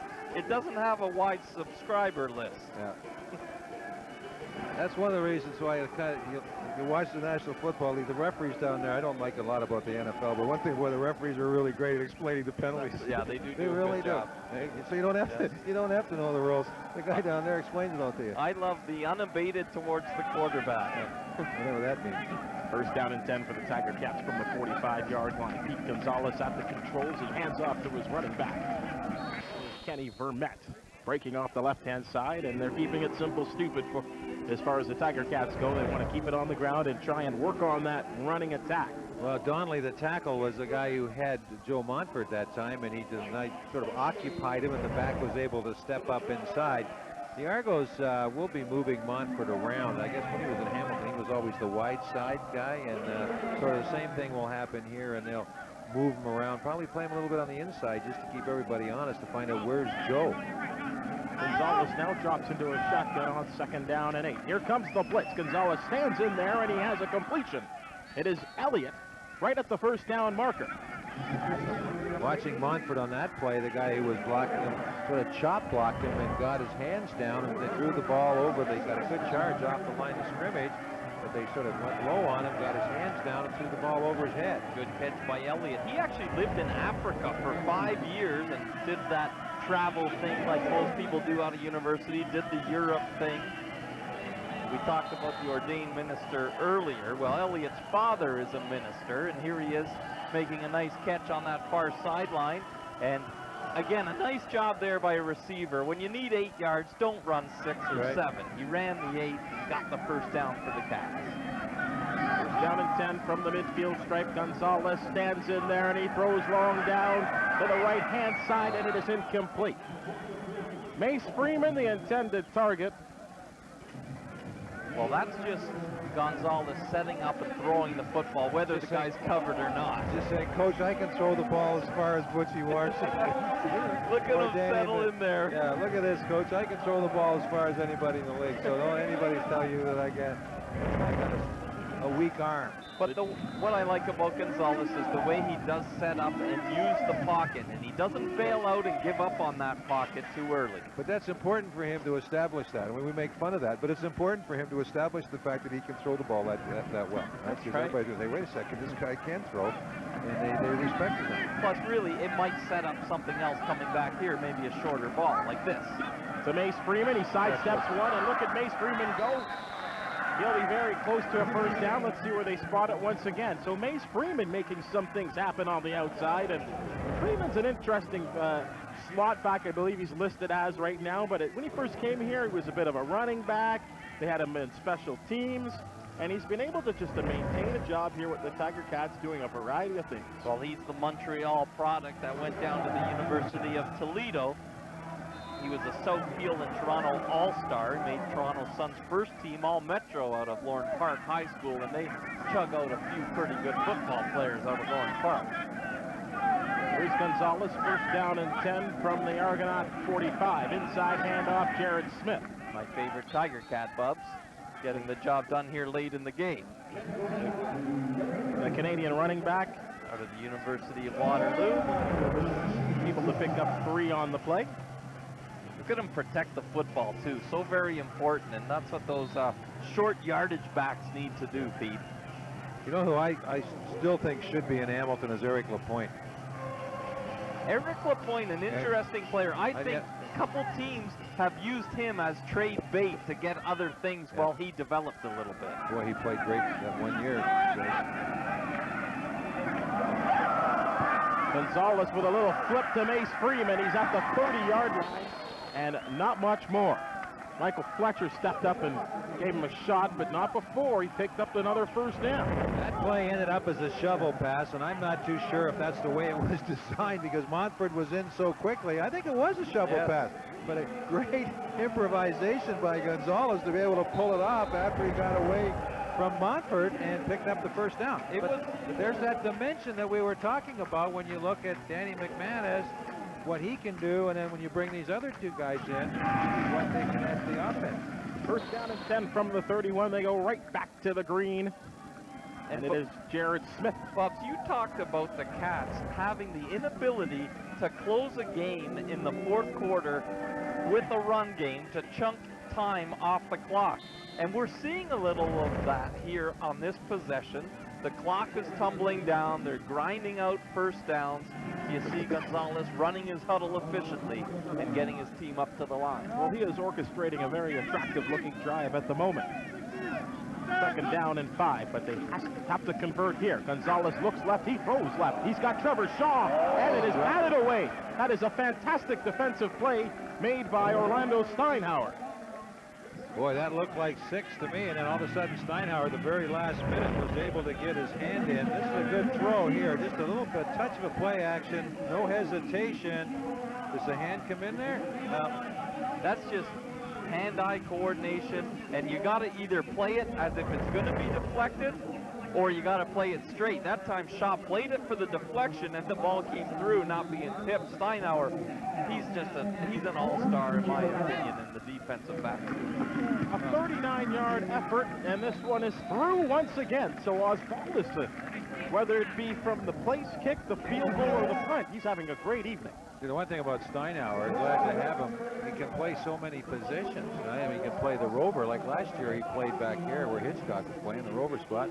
Tonight, he started at the corner, right? He can play inside safety. So he's a very versatile guy. And I tell you what, he's a good athlete and a good team guy as well. He's one of those guys that goes down and tries the NFL and then becomes a late cut and a super addition coming back to a team in the CFL.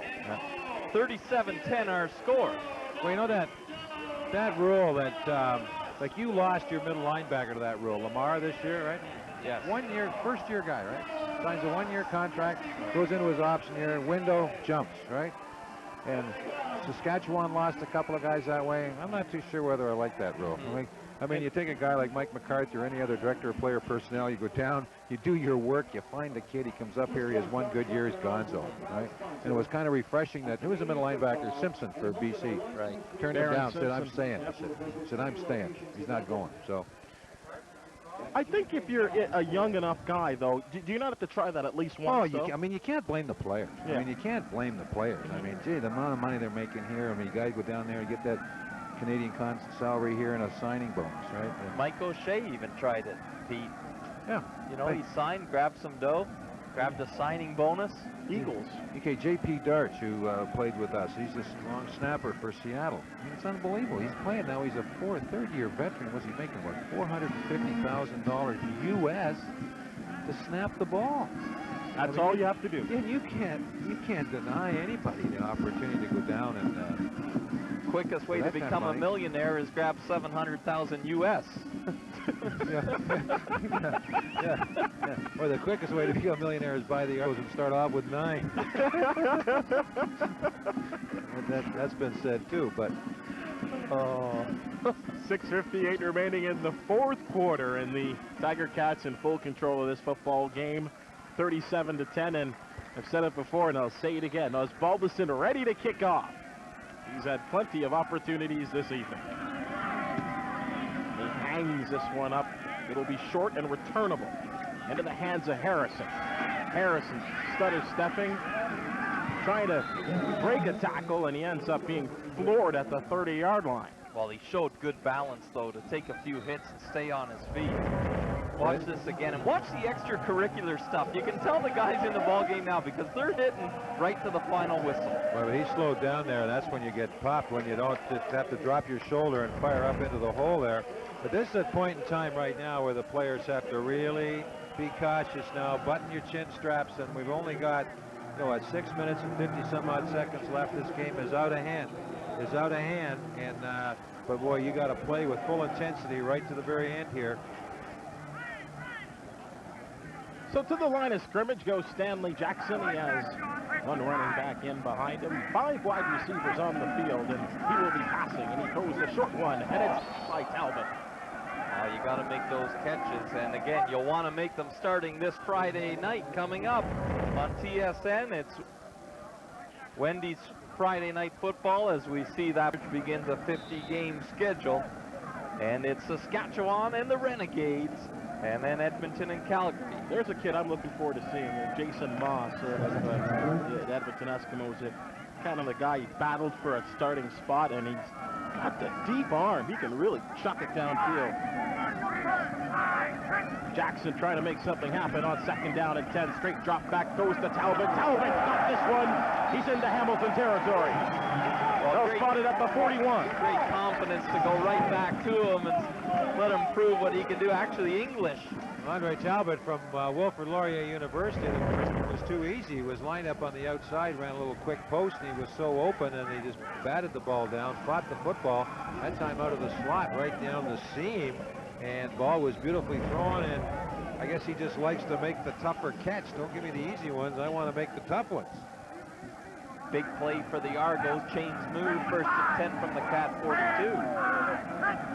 Jackson right back to the passing attack. He throws it to Talbot at the 30-yard line, and another 1st down. Well, that time he goes right back, and they may run the same play. And again, the toughest pattern in football to defend, that quick slant in, Pete. Well, they're working into the short side of the field where things happen a lot quicker there, and it's good offense, but you don't have to throw the ball all that far to have success. And they're working against a young fellow out there named Fisher, and they're 3 times in a row now they've gone to his area. Fisher getting a lot of PT tonight for the Cats on special teams, and now at the wide-out defensive position. From the 29-yard line, here comes the blitz looking at Jackson. He's going to tuck it underneath and run. He's at the 25, and that's why sometimes you just want to take a slide. But Butler. Dwayne Butler said hello. That's about it for you, Stanley. Well, the Argo running back, Harrison, was out there, and when he realized that the quarterback was going to run with the football, he turned around and tried to make a play on Butler, but boy, that's a highlight reel tackle, that one. Yeah, Butler out of Illinois State, 6 foot 203, but played all of that. Again, you got to get low. The guy who gets lower is going to win the battle. That's the one thing I can't believe, how big the guys are. They're huge, aren't they? Take a look at the offensive line. Unbelievable. Yes. They are. And, you know, you look at you know, we're talking about this Dave Camacho, 6'7", 325. John McDermott, who's trying out with the Argos, 300 pounds. Even Jude St. John's pushing 290, 295. I mean, it's just incredible.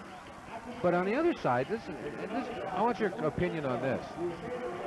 You got huge offensive tackles, and they usually end up blocking rush ends. Like Joe Montford's 225. Who has the advantage or disadvantage? A 225-pound rush end going against a 6'7", 325-pound tackle. Who has the advantage? Who has the disadvantage? I take the quicker guy myself. Then why do you have all these great big tackles? I mean, exactly. You're going to have all. If you get to be 325 pounds, you can't be as quick on your feet as a guy who's 250, right? But the unusual thing is, with today's athletes, there's a couple of 325ers out there that have incredible speed. And good footwork, good handwork. Oh, I know that. But, I mean, why do you have to have a guy 325 pounds to block a guy who's 250? And I think they just want him to just keep everything to the outside and away from the quarterback, and hopefully you tell your quarterback by 1,003 you're getting rid of the football. But anyway, I'm excited about that late game coming up on the Friday night doubleheader. Very important down here for Stanley Jackson on 2nd down and 6. Operating from the 25-yard line of the Cats, 4-man rush in his face. He stands in there, and he has a completion at the 18-yard line, and bouncing off ongoing tacklers is Darrell Ray. So Darrell Ray moves the sticks. Darrell Ray is a huge target. Men were flying off him. Stanley Jackson has not had all the regulars to work with, but I tell you, you watch him, he's getting away from the center very quickly, setting up nicely, and he has a nice throwing action. He's got mechanically, he comes over the top, and he seems to be focused downfield, looking at the receivers as opposed to looking to bail out from the rush. So he's had some impressive throws here tonight. 1st down and 10. Operating from the 12-yard line of the Cats. High snap. Jackson throws to the end zone. Touchdown. It is caught by Andrew English. A 12-yard play. Well, we got a flag on around the 25-yard line. Plus, we got a little bit of WWF going on at the 15-yard line. So we'll have to wait and see what the flag is here. I think the flag will be roughing the passer as Jackson was drilled as the Tiger Cat rusher took about 2 steps after Jackson released the football and unloaded on him. And I think that's what the extra skirmish was all about down there. Well, it's nice to see Andrew English get the touchdown, 7 or 8 year veteran. He's had some injury problems the last couple of years that have really affected his play, and he's trying to make this ball club, but there's a lot of receivers fighting for a few jobs. But he's a happy man to celebrate just his arrival of his second son last week. So congratulations to Andrew on the increased size of their family. Yeah, the family grows, and English converts from the 12-yarder, I think you said, Bob, the former UBC Thunderbird.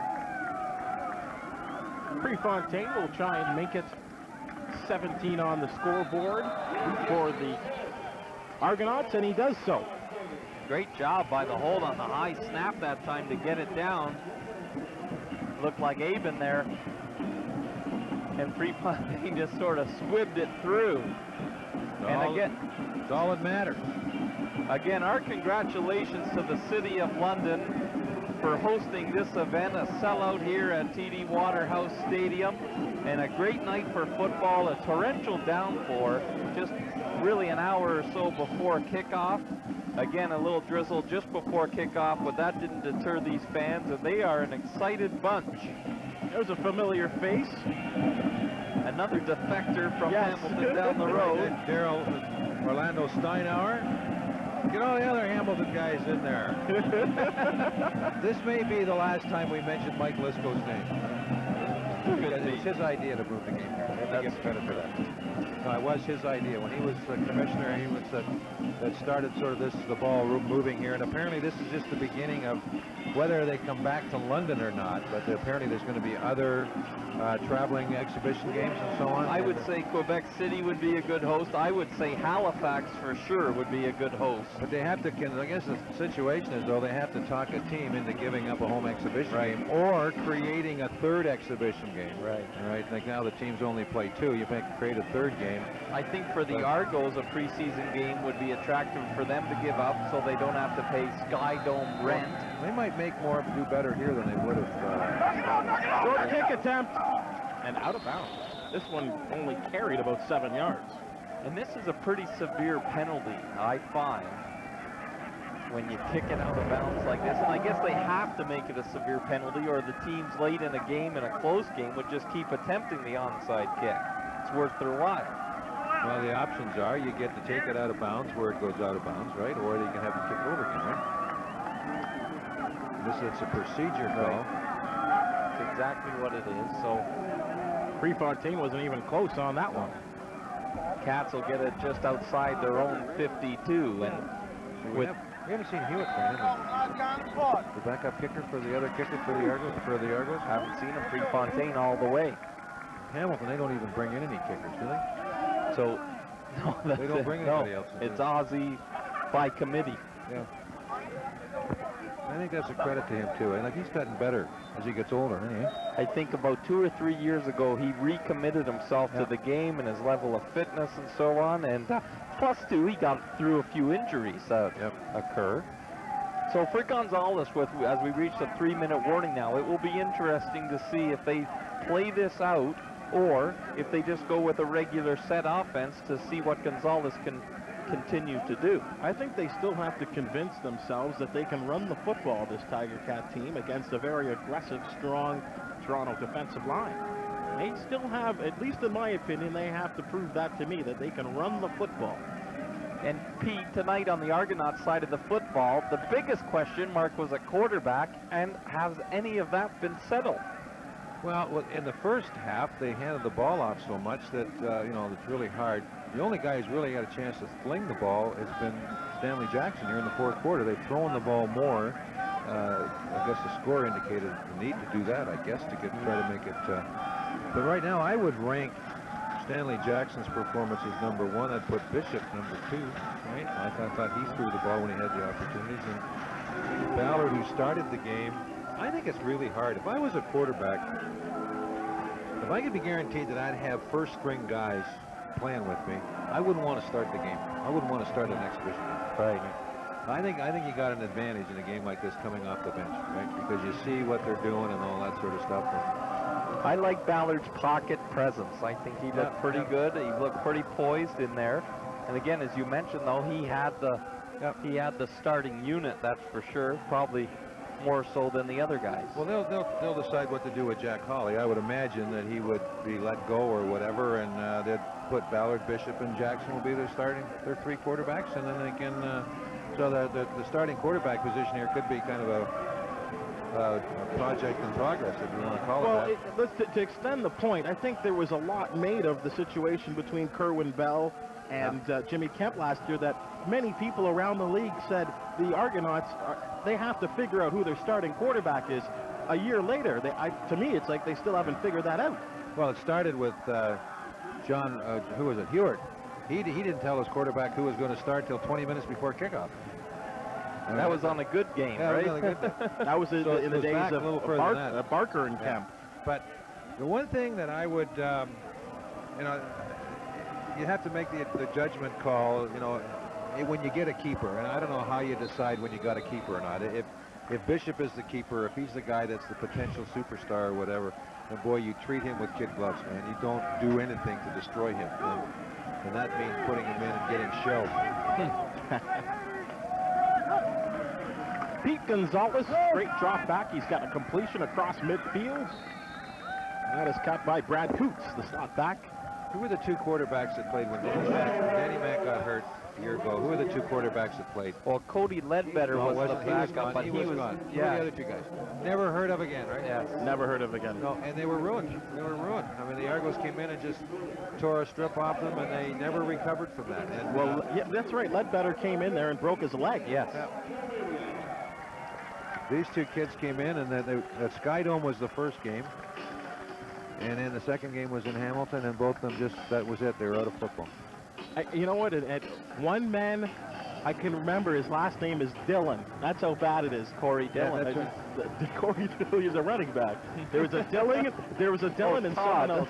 And someone else, we don't even know who he is. But like you said, the importance of knowing who your quarterbacks are.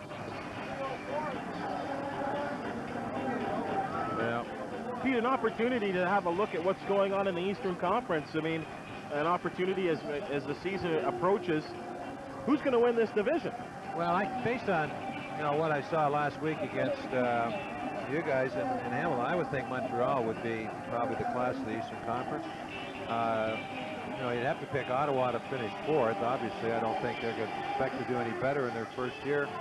I was prepared to say the Argos and Hamilton would be fighting it out for, second place in the East. But I tell you what, the Argo offense, what I've seen here, really has a lot of work to do. I don't know whether they just got stuff that they don't want to show anybody or whatever. I don't really know. But I tell you what, and their defense, really didn't get the job done either. So there's not a lot to take out of this game from an Argonaut. They take Turner's long return. That's a highlight. But in the play of Stanley Jackson late in the game. But I tell you, in the first 3 quarters, there's not a heck of a lot for you to take away from this game that's going to make you feel really good that they're going to tear apart the Eastern Conference. Out west, do you think Winnipeg has a chip on their shoulder? They're ready to take the next step? Well, they're in another conference now, all right? And I'll tell you what, that's going to be a dandy out there. I mean, Edmonton's better. I think it's going to be a dogfight with Edmonton, Calgary, and Winnipeg. BC, I'm not sure where they are, and Saskatchewan still have a way to go. I mean, they got Nealon Green. We'll see if he can get the job done, whether they got a running back or not. But they're really, Danny Barrett's under the gun there. They really got to do something this year, and I'm hoping that they do because it's a great football city. But that Western Conference is, and if we're not careful here, the crossover could very well be a factor. And a lot of that crossover happens early in the schedule. The BC Lions come in and play Montreal early in the week, and then Hamilton on the Saturday. A lot of east-west matchups early on. 2nd down and 3. Gonzalez facing a blitz, steps up. Now he just scrambles away, and then it's quarterback down. He is finally brought down by number 94, Kendrick Goulston. And that's just the pocket collapsing eventually. There's a guy, Goldston, who we were told that was not going to play because he went home because his wife had a baby, but I guess he got back in time. Congratulations. Yes. Still don't know who 74 is, though. Well, this will be the final play of the football game. And it's Aussie kicking. Bubs, the clock has been reading 00 since the 3-minute warning, so I think there's still some time remaining. It's being kept on the field right now as there's been a malfunction to the clock. So it's the old-fashioned hold up the flag at a minute thing. Pete, were you in the days of no the clock? timer had too many donuts. That's the problem. It's not. Clock's working fine. The timer had too many donuts. Tyree Davis on the return out at the 30-yard line. And that's about it, is he? Our head timer tonight, Ron Nisley, I think doing a super job up here beside us in the booth. We never have a problem with Ron at the helm. Flags are on the play once again. Pete, your knowledge of playing football without a clock, do you go that far back? Well, they had scoreboards. With the flip, with the guy that used to have to run and flip You know what they had? They had a minute flag. That's what it is. They don't have a minute flag anymore. Yeah. When did they get rid of the minute flag? In You're the CFL official. football, it was a while ago, but in the amateur football, they still have it in amateur football. From the 45-yard line, Stanley Jackson. Last time on the field, orchestrating a very nice drive that ended up in a 12-yard touchdown. He will try and run the football. Breaking off tacklers and getting into Hamilton territory. And another referee got run over. I tell you what, they may have to come out and get him. And it was Higgins again. Sam Zanders giving the business to Mr. Higgins, but not before he picked up a first down. Let's have a look at it there. Oh, my goodness. Wrong place, wrong time. Oh, man. Well, you think Mike Tyson took a look at the other night. Higgins taking a mandatory 8 count before our next play. From the 52-yard line of the Tiger Cats. Stanley Jackson now in a shotgun formation. Wide receivers to either side. They will hand off once again. It is Zanders. Brought down at the 46-yard line of the Tiger Cats. Well, it'd be interesting to talk to Eric Tillman and find out really what happened to Sam Zanders in Ottawa. I mean, he was the first guy. They grabbed him so quick when he didn't get signed by the Argos and off the practice roster. And he's one of the first guys to be let go. He played really well. When he played for the Argos last year, we went into Montreal when Jenkins wasn't playing. I tell you what, he was great. He was great. I'd be interested to find out what happened to him down there, because he's a good player. 1:56 to go in regulation time. Second down and 5. Jackson stands in the pocket. Now he runs right, and it is broken up. Nice play defensively to break on the ball by Stephen Fisher. Boy, Fisher had that one for the pick and just couldn't hang on as he went down to the turf. Step-for-step coverage. Let's have a look at it, boys. Well, Fisher basically has made the football team, I think, with the fine play he's done. He's been solid on the punt returns, and he's had a heck of a game at the defensive back position. You got to need a linebacker. Merkerson, you play with him? Merkerson, yeah, good little player. Who's going to take Montfort's place? Sorry, Bubs, go ahead. I mean, there's a nice balance there, I think, with Tim Cheatwood. We talked about it earlier, and I think he's got the best athleticism to get that job done as Jackson throws and he has a first down. Finds his man. You know, coming into this game, I have to admit, I suspected more from the Argonaut defense. I thought that they would be in the face of McManus and they would rattle McManus, but really that didn't happen from the get-go. Well, you know, I don't think Danny Mack is the type of a quarterback that the Argo defense is that effective against. I think there's different ways. There's a lot of some people say, well, with Danny Mack, you know, go minimum rush, maximum coverage, right? Or the other option, of course, is you go maximum rush and you go skimpy in the backfield. And then you let him pick you That's apart. right. But I mean, he throws the ball so quickly that you know, and he was so well prepared tonight. I mean, they had guys open all over the place early in this ballgame. And he hit all his receivers as well. But you get a younger quarterback, like you go out and maybe, I'll tell you a guy gets rattled, and this is where the Argos may have a shot next week. Kahari Jones gets rattled, right? And he's still learning. He hasn't been a starter all that long, but he gets rattled. Where you don't rattle with Danny Mack. I don't think you rattle Anthony Calvillo anymore. But So the Argo defensive strategy on this pressure package may have some effect on Kahari Jones. The only good thing for Kahari Jones is he's got possibly the most talented wide receivers to throw to in the league. And sometimes make him look good.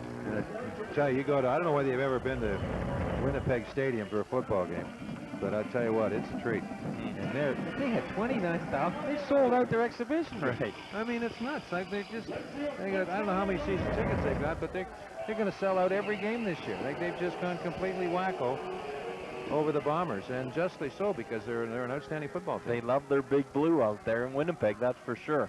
Backs are in the eye from the 25-yard line. Argos once again on the move. They hand off, and that is Zanders breaking tackles across the 20-yard line and stopped quickly at the 17. And we are under a minute, as we do have the minute flag up at the 34-yard line. Well, I tell you what, the Argos just score here. Well, they'll make it, what, 37-24, and I'm not sure. This late in the game, these points sort of make the game look a little better than it really was. This game was decided earlier, and they were outclassed. It does make it look respectable when it goes off the ticker, that's for sure. Yeah. And they look at Zanders' stats and some of the other stats. Boy, they didn't really run the ball real well. And, it all came in the last minute and a half. Here's their own good pancake action. Warren Muzica off the safety blitz said hello to Sam Zanders. Watch this.